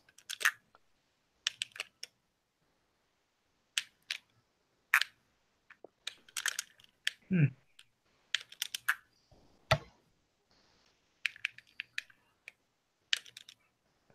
sorry if I'm a bit too quiet, but it's late and I'm also tired. Oh, nope. I knew that was going to happen. I knew when I was at 60% and Mario was at 0 that I was like, I don't think Jigglypuff wins here now.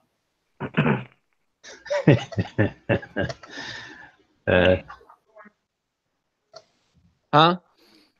Also, Dave, why do you have heavy metal Uncle Grandpa as your avatar? There's a story. So I actually like Uncle Grandpa as a show. It's fun. And I use this as my... I will be right back one more time. I use it as my avatar because, whatever, I needed something for the Google profile pic, so I used this. Gotcha. Uncle Grandpa just sounds like a name of a show that no one should ever want to watch. It's actually a very entertaining show, especially if you're well, yes. If you are inebriated, the show becomes much funnier, is what I've heard. It's funny like it is, except Peter Steve. I want him to die. What? You don't like Pizza Steve? What the fuck kind of voice is that? I can't do his voice. I love it when Amethyst ate him. And by the way, I actually do have a card here that says that I get unlimited tries as a new atheist. Yeah. Also, the show is proof positive that Kevin Michael Richardson is the black version of Tom Kenny. He's literally in everything. Let's see, what time is it? It is 7:27. This stream has been going on for quite a while. That's fine. Yeah, I'm currently on my way to work. Trying to remember the funniest bits on that show. Well, there's the oatmeal scene, which, of course, everyone has to watch because, you know, it's oatmeal. RKO, if you want to hop back in, there's nobody else waiting on a match, so.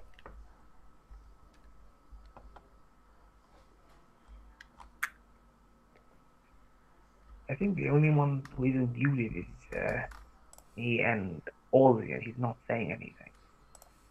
Yep. Well, I know that he's listening, but he's not actually in the call. So like he's listening from the actual YouTube thing. There we are.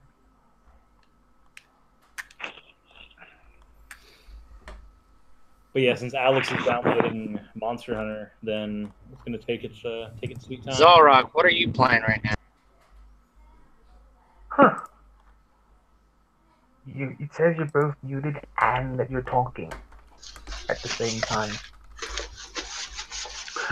To answer that question, I'm not playing anything at the moment, but I am playing a lot of Kingdom Come Deliverance. That's from the Polish guys, right? Yes. The one that people complain that there doesn't have any black people in it. Yes. Even though that was a stupid complaint to make, because it was 1403 and there was a bunch of... So there was technically a civil war going on. It's like, why are there black zombies in Resident Evil 5? I don't know. Why are there culturally specific zombies in a culturally specific area? Actually, What? I'm sorry. Everything completely robot. we were talking about people being stupid.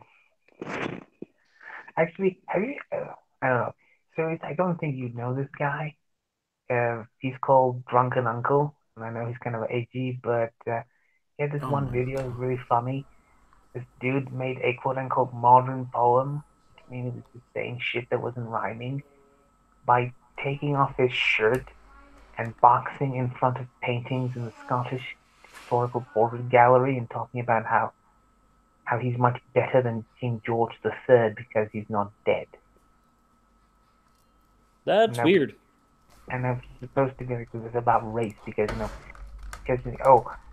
people in 18th century England or Scotland who made paintings of themselves went black, and that's racist. That's weird. And it was weird. I'm kind of like really in the middle, so I watch a lot of guys that you probably would, that some people would label as being really right, but you know. I'm gonna try a thing. I'm probably gonna end the stream here in a second, but I'm gonna try a thing real quick. I don't know if this is gonna work, but if it does, I'll be incredibly thankful. Yeah, I didn't catch the rest of that one. No. He needs Julie. There we go. Julie. Okay, we're gonna see if this works. Probably doesn't. We're gonna see if a GameCube controller works on Let's Go Eevee. If it doesn't, then I know an adapter that can make it work. Battle is white. Ow. Press the button on the controller you want to use. Well, I'm trying that. Looks like no. Yeah, it looks like a giant no. Wait, is it something is lighting up, isn't it? No, those are just the buttons that you can press on the controller to make it work. Oh, that was like that one blue. One is blue because it's for the blue Joy-Con. One is red because it's for the red Joy-Con. Okay. I mean, I don't know about video games. Yeah, because the normal Switch controllers. Hold on, I just unplugged my Switch from its dock. Every time you switch to that, like the screen does it's like you flashback me. Well, it's because there's no light right now. Ow. That hurts. But no, it's doing that because the normal Switch controllers are these. I see. Huh. Yeah, what kind of... The person that designed the right one needs to be shot. Oh, who didn't give it a fucking D-pad? No, the one who decided to put a fucking D-pad where your palm is resting. Like where the analog stick, where your palm is resting. I've never actually had much of an issue. Hold on, let me see. I'm gonna do a thing. We're going to swap this back over to here. I'm very tempted, whenever you say do a thing, to get my sound going so I can just quote, Julie, do the thing. Okay. I'm very tempted to do that. So if we compare the Joy-Con to GameCube controller, where the fuck did the GameCube controller go? Hate my life. It's attached by a cable, and I still can't seem to find it. Your problems are, so horrible. So, like, you know, regular GameCube controller versus Switch's controller. Maybe a better comparison would be... Where are you? The Switch controller just looks like a doggo. Like a doggo? Like a doggo. Like, if an Undertale character could be a Joy-Con controller, it'd be Tem. It's Temmy.